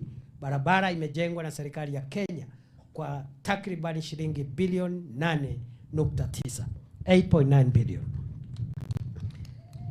Vile vile kuna barabara ingine inasonga huko upande ya Mwingi ikienda upande ya Tharaka huko. Ilikuwa imekwama ile pale Kamuongo ikienda Kanduiwa, kuna section hapo ilikuwa imekwama 13 kilometers. Pia hiyo imetangazwa 27th of May. Pia tutarekebisha hiyo section ili tuhakikishe there is connectivity. Huko Mwingi Central kuna ile daraja ambayo imechukua maisha ya watu wetu wengi, Enziu. Emomise Enziu Bridge. Serikali imetoa 150 million ya kujenga na kukamilisha hiyo daraja ili watu wetu waache kupoteza maisha kwa sababu ya hiyo bridge. Kuna siku hapo tumepoteza watu wengi zaidi ya 30. So we are hoping in the next few months tutakuwa tumekamilisha hiyo daraja. Vile vile hii barabara nimesema ya Kibwezi Mutomo Kitui, kuna section ya kwa siku Migwani. Pia hiyo tumetangaza 27th May, 33 kilometers 1.5 billion ambayo itatusaidia kuongeza barabara. Na hata hapa Kitui East, mimi naomba tu mtupatie muda kwanza tuanzishe ujenzi wa Sombe Chuluni. Wakati contractor ataanza, sasa mtuletee barabara ya pili ambayo mngetaka tutengeneze hapa. Si mambo ni pole pole. Si hata safari mrefu inaanza na hatua moja. Kwa hivyo we are determined to change the face of Kenya. Na mimi nataka niwaambie msidanganywe watu wetu wa Ukambani kuingia katika siasa ya ujinga na ya bure na ya kuongea tu kusukumana na maneno ya kelele na vita. Kwa sababu siasa ni mashindano ya uongozi, sio vita. Kwa sababu siasa kila kiongozi anakuja anauza sera. Wananchi wale wengi wakimkubalia kama vile mlikubalia Nimrod, anaendelea. Ule hajapata leo anangojea labda siku ingine Mungu atamjalia. Simple and clear, isn't it? Kwani ni vita jameni? Sio vita. Kwa hivyo mimi naomba tuheshimiane. Kuna viongozi wanatembea kila mahali wakitukana viongozi, wakitukana wananchi, wakipiganisha nchi, wakiongea mambo ya hatari na kuleta mambo ya wasiwasi baina ya wananchi. I want to assure you as the Deputy President of Kenya, God loves Kenya so much, and the government will do whatever it is to make sure our country is stable and safe today, tomorrow, and forever. Msiwe na wasiwasi. Ati kunaweza kuwa sijui na machafuko. We cannot allow. Mungu hawezi kubali kwa sababu anapenda Kenya. Na serikali pia haiwezi kubali. Ile uhuru iko ni uhuru ya watu kutafuta viti, hiyo ni sawa sawa. Moja akuje ajieleze. Kesho yake mwingine akuje ajieleze. Ule atapata ashukuru Mungu.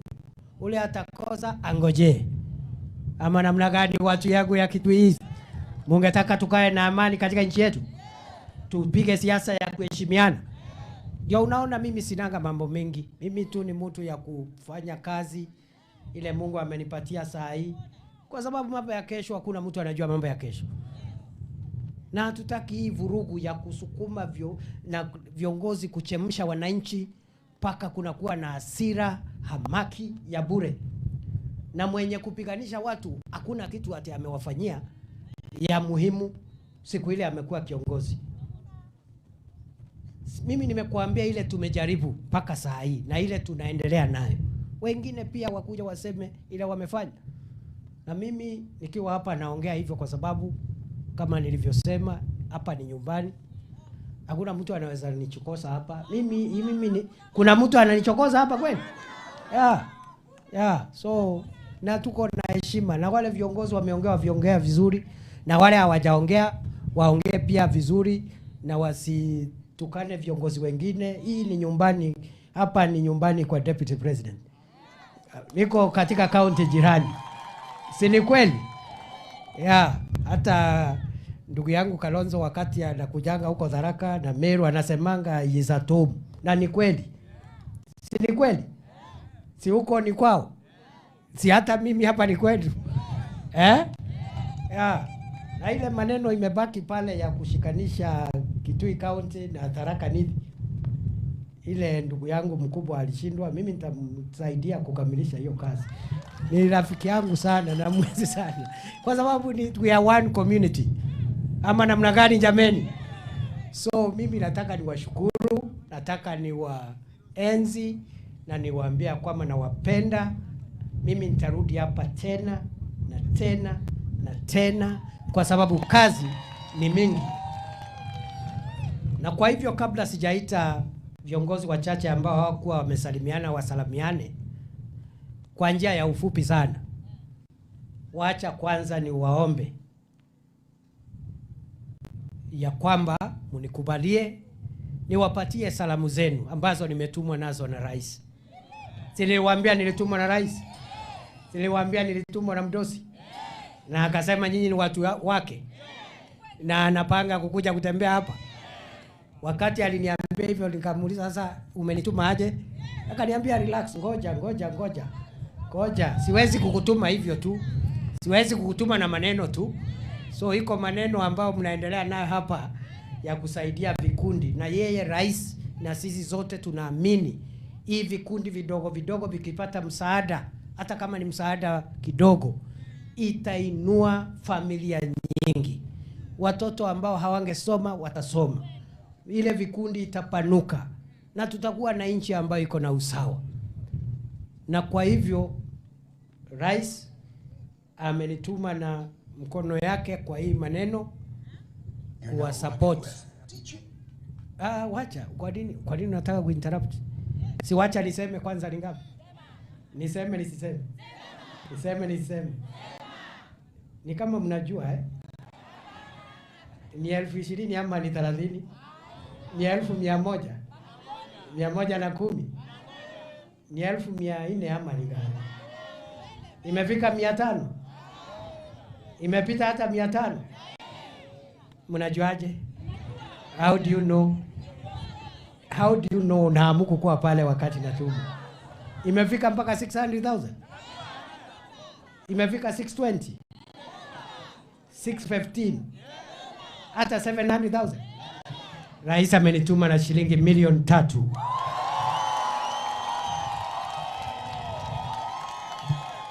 So ipelekwe hapo kwa kikapu. Peleka hapo kwa kikapu 3 million. Mumefurahia msaada wa rais? Ya ukweli? Ya ukweli mmefurahi?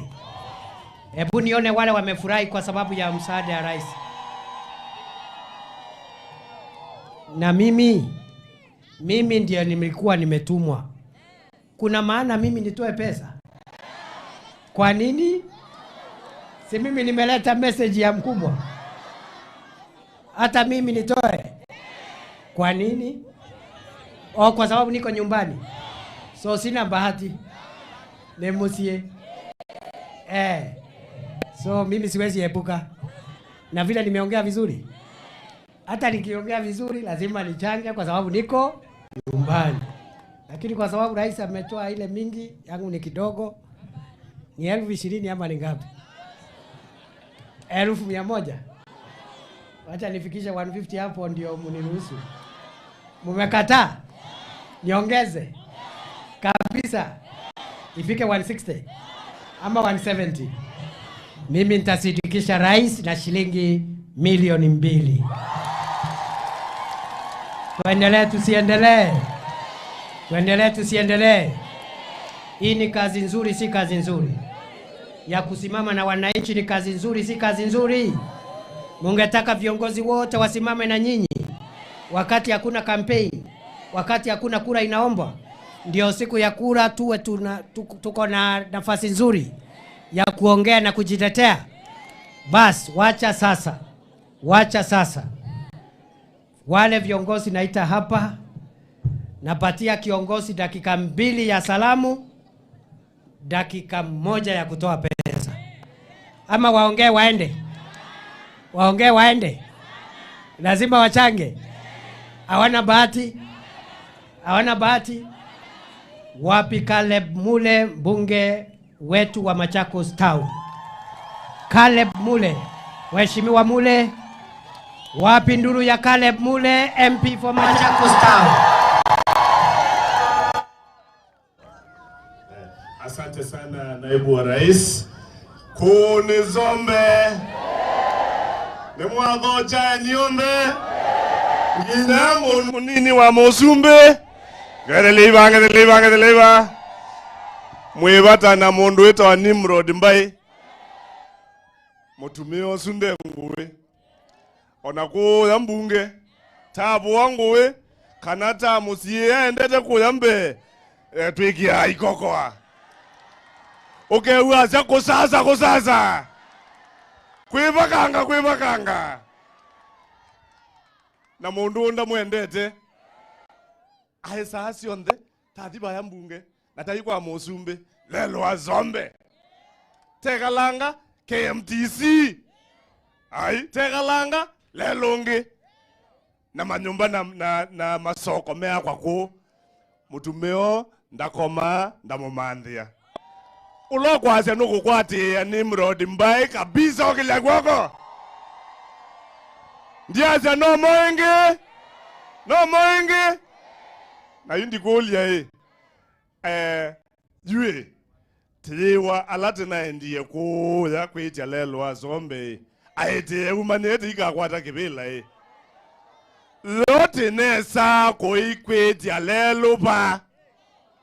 Mondo ne umangeze na ndosa indosi yake akaemea sio. Ni batoneka. Na mondo la kana kalake wa ithe. Kaiya waje yanzo. Sasa yako wa miunda. Ugewa we Nimrod Mbai uka. Ne na otwile la baadhi yanzoni. Na wakalaka tegwa ithe. Ona kaiti kona kajesi kiesi yetwa. Kea wana kuwe. Tina kwa kundu kuwasabyu.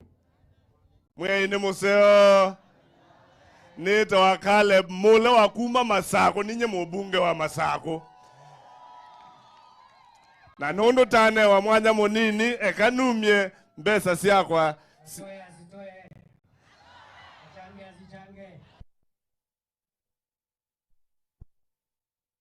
100,000 shillings. Thank you very much. Mheshimiwa Mule. Thank you. Tatiana pale please. Thank you very much. Wacha sasa nimuite mbunge wa Kilifi Kaskazini ambaye pia ni Deputy Majority Leader, Owen Baya. Owen Baya, MP for Kilifi North and Deputy Leader of the Majority Party. Asante sana. Serikali. Asante sana naibu wa rais. Watu wa hapa Zobe hamjambo? Hamjambo?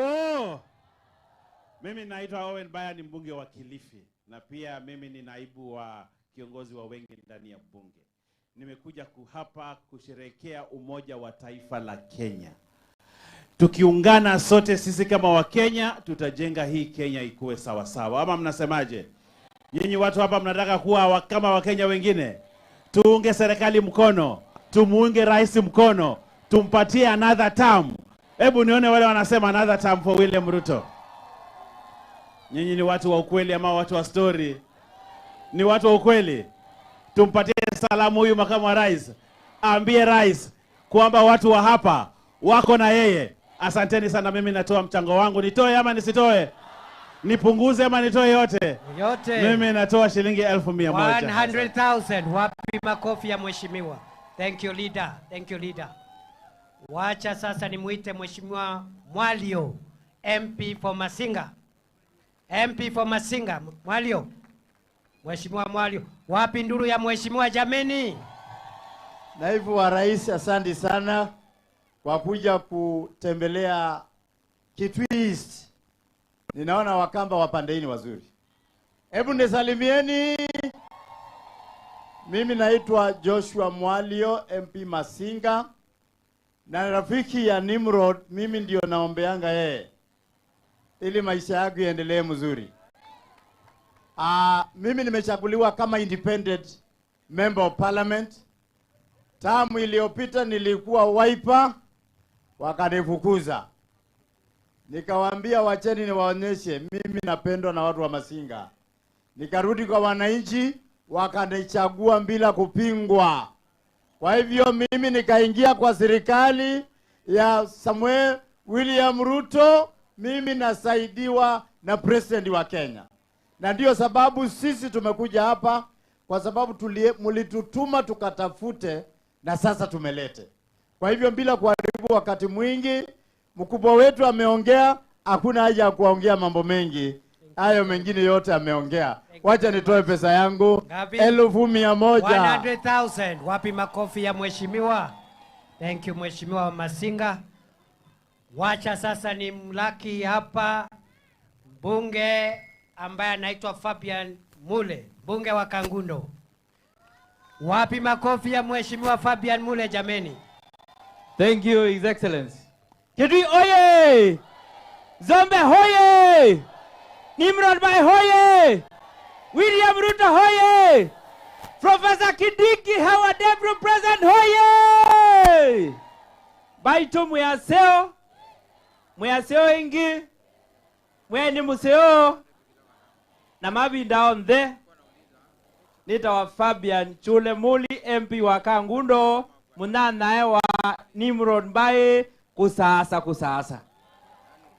Uni wendo ambaye, mwibata na ambaye, nibata na nzambe nundie teleka. Wazi ambaye uika ata wiki mwa pati wo. Tienda umemaili ukamba, tienda umena jau. Bai wa muzienda sieka. Nimu umunenga 3 term. Nipatia 3 term wa Nimrod. Na Nimrod nimu nyanya ewa wa President William Ruto. Nimu unenga William 2 term. Nipe 2 term ya President.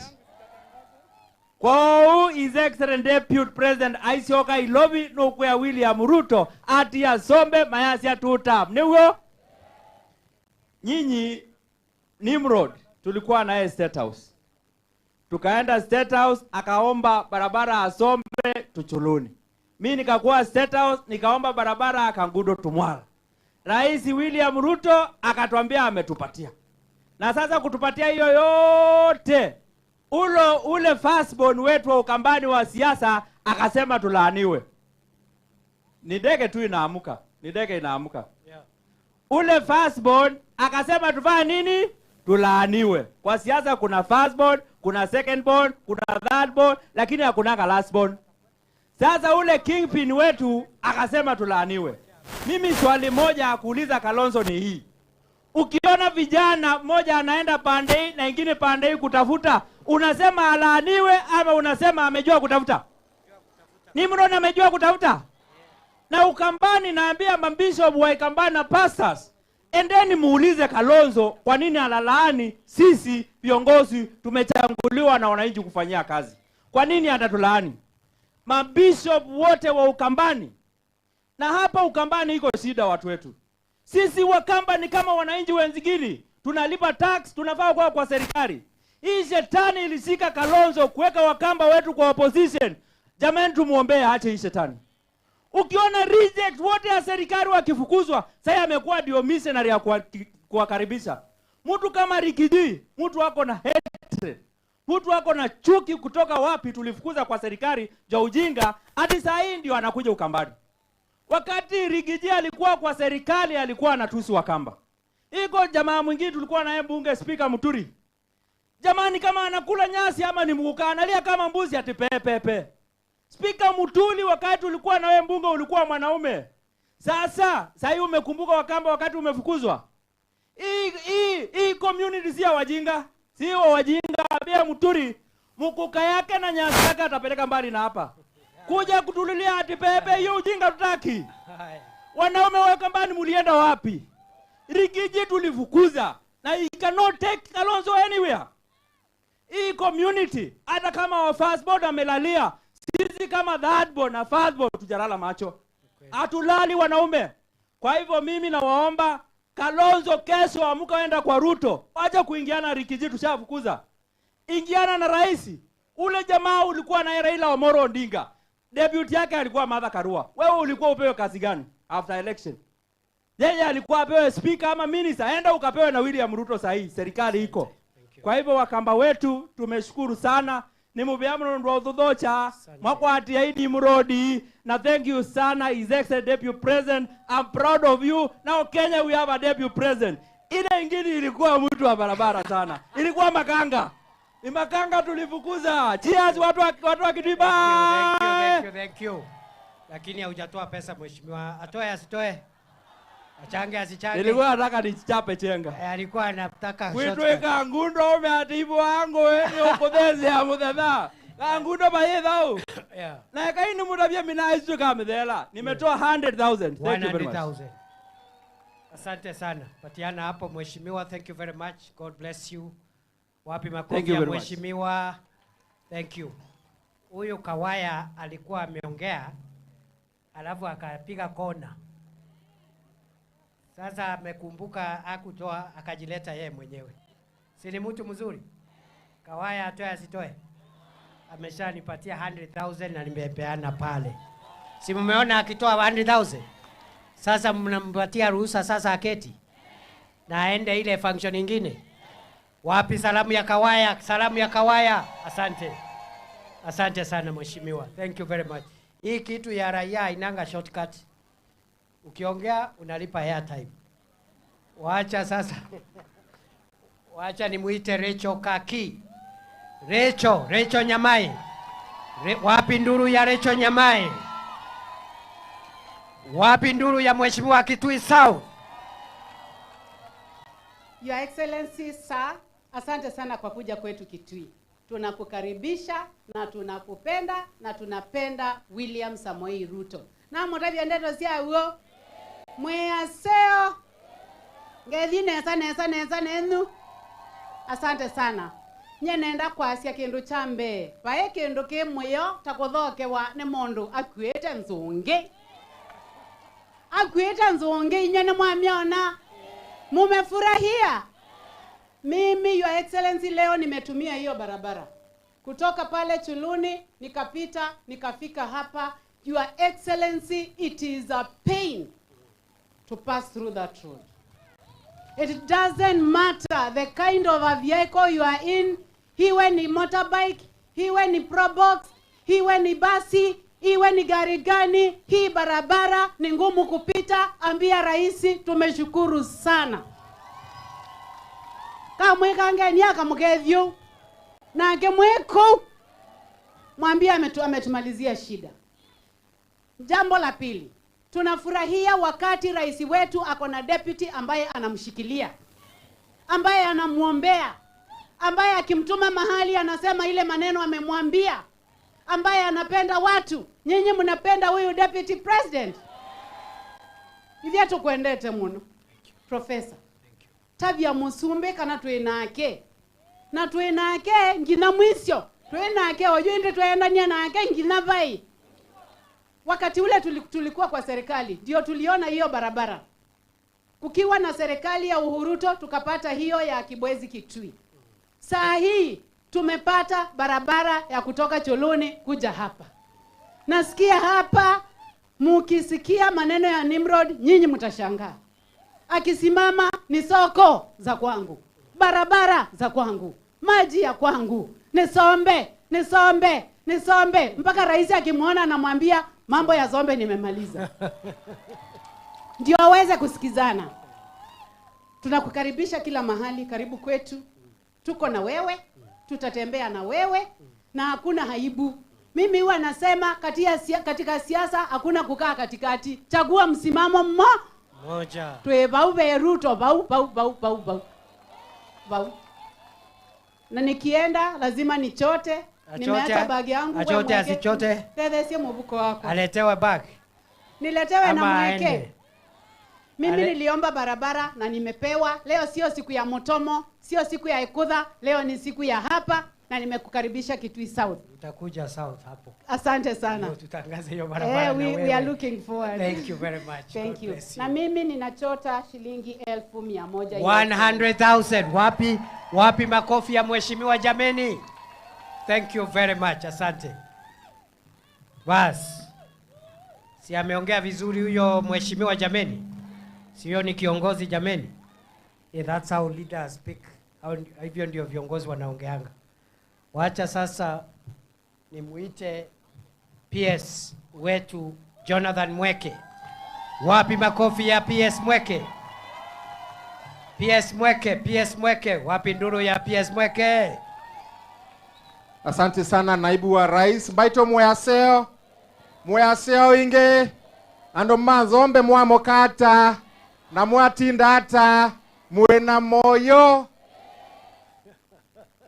tuokie kono mala maingi mono tumandhea mheshimiwa William Ruto kura sea musiumbetio wo na tuasia bottom aituasia hata up. Wenzangu, hizo ndio kazi tumekuja kufanya hapa leo. Ndio tuhakikishe tumesaidia watu wetu, tuwainue kutoka huku chini kwenda wapi? Juu. Yule mtu wa bodaboda, yule wa kinyozi, tumeinua vikundi vyake viende chini kutoka juu, kutoka chini mpaka juu.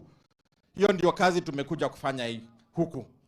Na kwa ilane na amandha kivila cha gavana ni atembe angwasya ni sasi ya kwekata ni sasi ya kwaka. Lazima tujenge nchi yetu.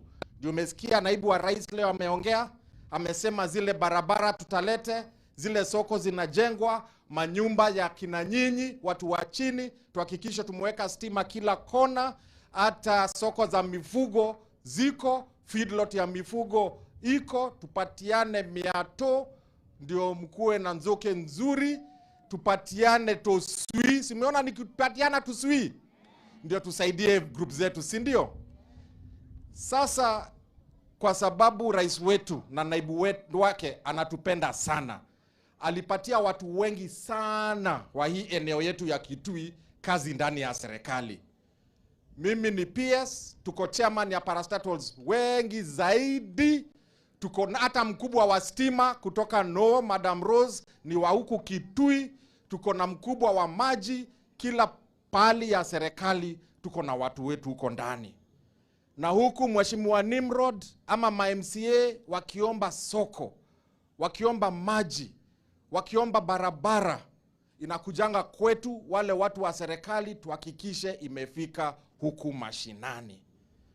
Yumba ito niwa ando maudhiko lasa ikuru makwasia akamba monde maume serikali aimaliko opposition imeno mekwete kela kweli ayu Nimrod asia enda lelo vai mundo ndhene wa serikali au sukuma lelo su ukekono kumacholone mpaka Nzombe nemokwete kela nemokwatiane ana serikali ya William Ruto nemoto kwata kuoko mutao kengana ekainione support ya William Ruto yeva musumbe. Kumalizia nataka kusema Deputy President,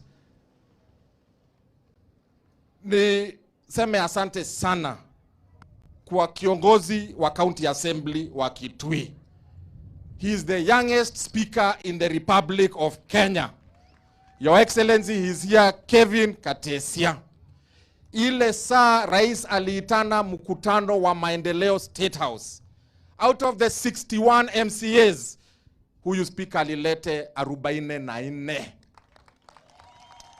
44 out of 61 ndio wakuje waombee nyinyi wananchi wa kawaida maendeleo.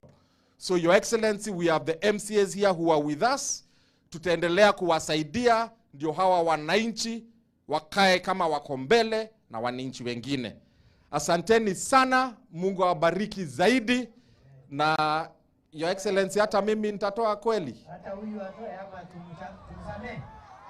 Unajua mimi sasa wanasema mimi niliambiwa nitoe kwa sababu niko nyumbani. Hata wewe kwa sababu uko nyumbani lazima utoe. Ai. Kweli si kweli? Tangaza ni ngapi? Asante, yangu itakuwa 100,000 kwa sababu mimi ni mtoto wa Kitui. 100,000. Na 100,000 nyingine kwa sababu mimi ni mtoto wa Kitui East. 200,000. Asanteni sana.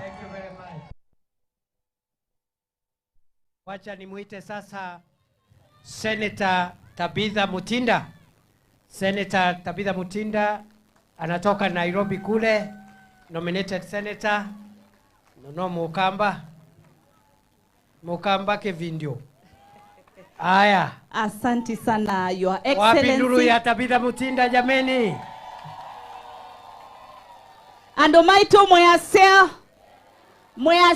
enge masieto mwewa neta wa Tabitha wa Mutinda Senator Mwolote kosiawa ne vake tui nyene mosie numeta matiniane Kitui West na chama chakwa cha UDA cha nenga kivila ke na no inyene nenge twe kivila ni chama chakwa kitongo yetu ni His Excellency Dr. William Ruto ninye nguwakilisha mbaye ya Mukamba neva ya Senate ngaliko ya serikali.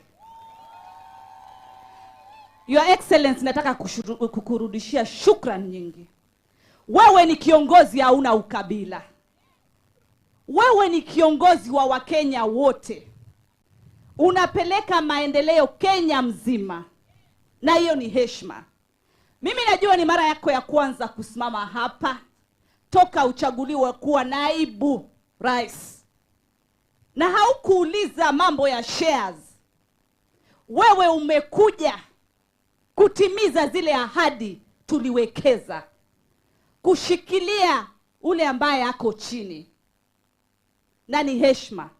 Tunashukuru sana na tunajua na nataka kusema ya kwamba nimesikia kiongozi wanasema ya kwamba ati mngojee 2027 wakiingia katika viti wawalete maendeleo. Sasa hivi mnalipa kodi ya mlipi? Ama mtakuja kulipa 2027? Ni kiongozi upi huyo ama ana akili timamu aseme ya kwamba postpone maendeleo? Nyinyi mmepostpone kulipa kodi. Si tunakubali maendeleo yote? Mheshimiwa wenyu, Mheshimiwa Nimrod, Mheshimiwa Moto, Mheshimiwa Fire, Mheshimiwa Mnoma,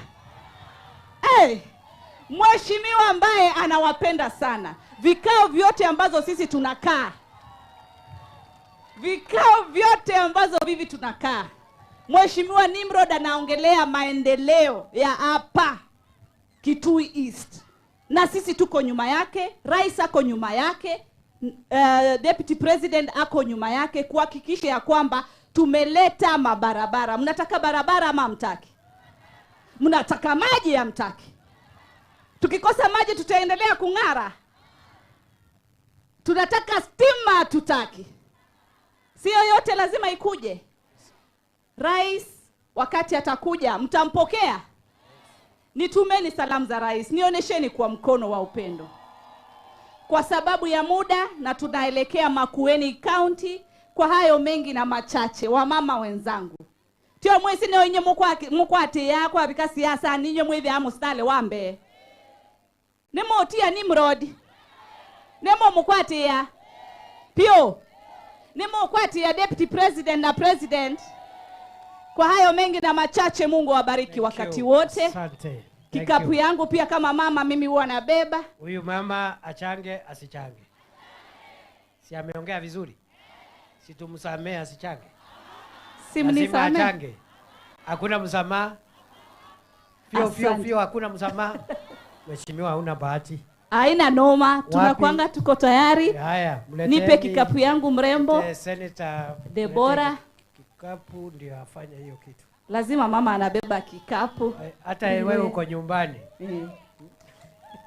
Na mimi nawatolea 100,000. 100,000. Wapi nduru ya Tabitha Mutinda? Si tunaendelea vizuri? Tuendelee tusiendelee? Tuendelee tusiendelee? Wacha nione wale wanasema tuendelee.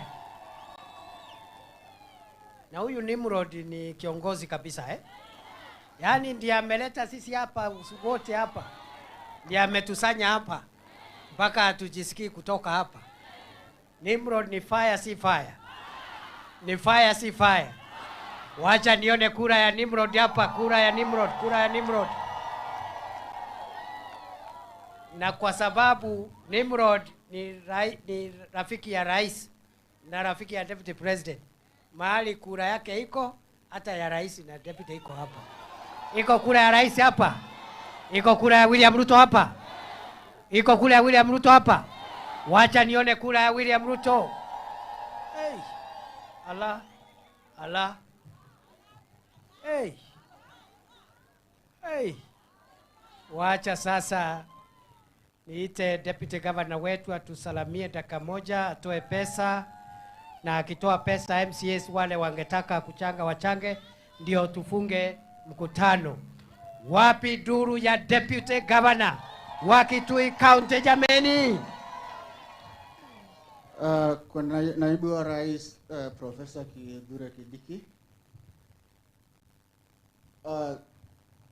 waheshimiwa wetu wa County Assembly, waheshimiwa wetu wa National Government na PS wetu na ndometu mazombe mwesio na ndometu Kitui East kwa jumla mwesio mwenu museo na mabinda onde.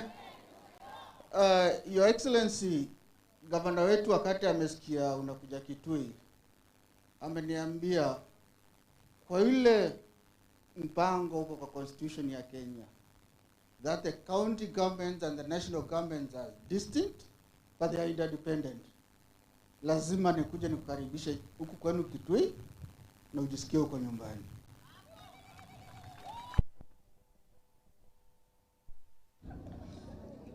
Unajua vizuri we work under consultation, both national government na county governments. Jana tumekuwa Ikulu tukifanya consultation na the president, all the 47 governors, na mimi governor wangu mimi alinituma huko. Tulikuwa huko na PS Mweke na wengineo tukijadiliana maneno ya counties na kuleta maendeleo ya county. Unajua vizuri 85% ya pesa ya Kenya inabaki national government, si ndio? 15% inaenda kwa county governments. Tulikuwa tumeenda kushughulikia hiyo 85% tupate kitu kingine ikuje huku kwetu. Your Excellency, on that note of collaboration, tumekuwa nawe hapa Kitui mara mingi tukishughulikia maneno ya usalama wakati ulikuwa CS wa Interior. Naomba nikukumbusha kitu kimoja. Border yetu hapa na Tana River is very porous na unajua vizuri. Na tumeenda na wewe huko mara mingi. Hapa tulipo kwa Mheshimiwa Nimrod, governor wetu aliamua hata ngojea tujengewe police station na national government. Na akauliza rais amkubali ajenge police stations. Na saa hizi tumejenga police station 7 along the border ya Tana River na Kitui County. Your Excellency, wakati ulikuwa CS wa Interior, ulitupatia askari wa GSU huko Mandongo huko Ngomeni. Hizi zingine hapa kwa Mheshimiwa ambaye kuna Twamboi na Emumba police station zimekamilika. CS wa Interior Bwana Mukome alikuwa hapa juzi. Tukamuuliza atupatie askari kwa hizo police stations. Na kuuliza kwa roho mzuri, wende uongee na rais. We need the police stations to be deployed with the police officers. Bwana Malombe amejenga police station, patieni askari. Hiyo ni ahadi ya rais kwa gavana wetu Bwana Malombe. Cha pili, one of the sons of this land hapa Kitui East, marehemu nenda zake Zamba Kitonga kutoka hapa Mutitu, wakati aliaga na gavana wetu akaingia kwa kiti, he promised to do an hospital in honor of Zamba Kitonga. Wale watu waliandika katiba ya Kenya. Na akauliza rais wakati tulikuwa huko Kitui wakati wa maombi hapo AIC kwamba tushirikiane ndio tujenge hiyo hospitali ya Zamba Kitonga Memorial Hospital. Saizi county government ikiongozwa na Governor Malombe imenunua land hapo Mutitu. Imenunua land enough ya kujenga hospitali na kutengeneza KMTC. Kumbusha rais Sisi tunaanza kuanzisha nini, we are breaking ground by July, by August tutaweka kumeka break the ground. Sisi tunaomba na nyinyi ile side nyingine tusaidiane, hiyo hospitali na hiyo shule ya KMTC ya Mutitu ikamilike. Nikimalizia andoma Zombe na andoma Kitu East ni mwezi ngavana wenyewe bata nenyu na mwendete ngavana Malombe naambia nabi kanuke numukethia na umeilo byambie bita wendete kyaoni wendete Sombe wakethia andoma Sombe ukaribishe deputy president kiwono na mwekie kuma bango mano kiendete mwitika hospitali no mwekie outpatient unit mumwita kwa Malombe tiwo na mwekie a newborn unit ina theater mwito masiasa na wetha bende bando ina thina sio itwa na bakwikwa theater mwito tethekai na muso bya siana situ ila mwatetheka gomina nikenda nile che deputy president aende na maundu make la waendesi nikumukolia especially my MCA maitu ina speaker waitu mlitusaidia tukapitisha hiyo budget tukajenga hizo police stations. Saizi kuna budget iko hapo tumeweka ya kujenga hiyo hospitali ya Zamba Kitonga Memorial Hospital. Kwa hii budget mko nayo saizi. Tafadhali pitisheni hiyo budget ndio tusaidie hii area ya Kitui East ipate hospitali kubwa iko mpaka na level 4 hospital.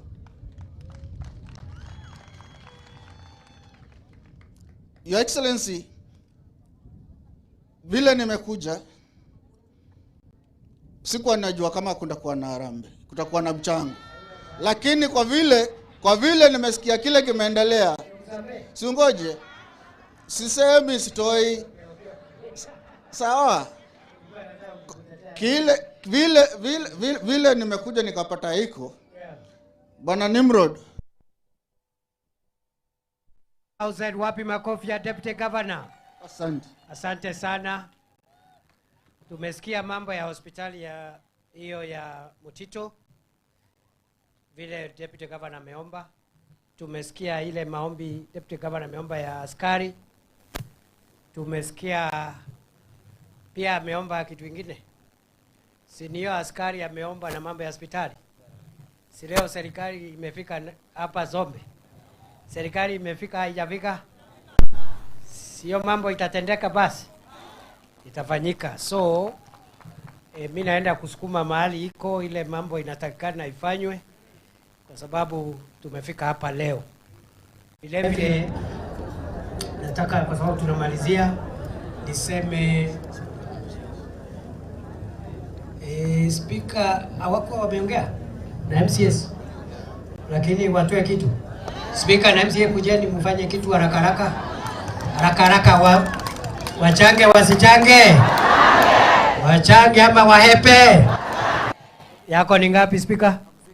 50,000 ya Speaker, makofi. Mudhengi Ndagara kutoka Tharaka 10,000. Maluke wa Mutonga 10,000 MCA Jeremia Nguni 10,000.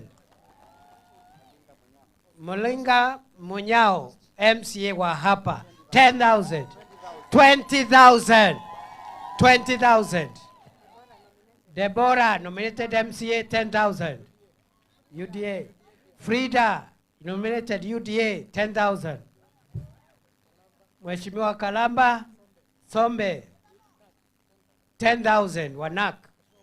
Mheshimiwa Mwange wa Siekuro, huyu ni jirani yangu. Huyu na Kalonzo ni majirani yangu hao. Ngapi? 10,000. Katana Mutani 10,000 Mheshimiwa. Wamisi Mother Ward Dawa 10,000. Charity Nak nominated 10,000. Priscilla Kavilizira Wiper nominated. Salamia ndugu yangu Kalonzo 10,000.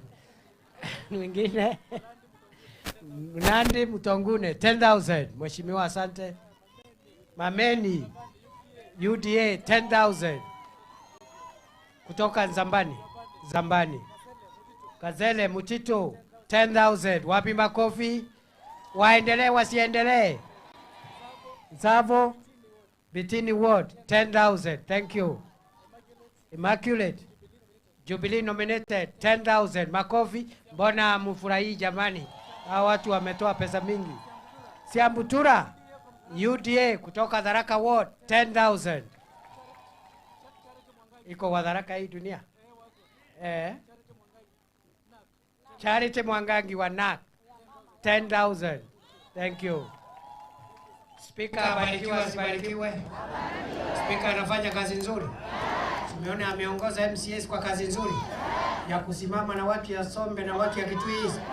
Aendelee asiendelee? Aendelee kutafuta maendeleo. Wapi salamu ya speaker wetu hapo? Thank you very much Mr. Speaker sir. Asante. Huyu kijana nimsaidie. Nimsaidia kuwa kiongozi wa nguvu zaidi. Nisimame na yeye. Nisimame na speaker wetu. Wangapi wanasema nisimame na speaker? Thank you very much my brother. Bas. Kashuru was requesting kama watu wanaweza kuja.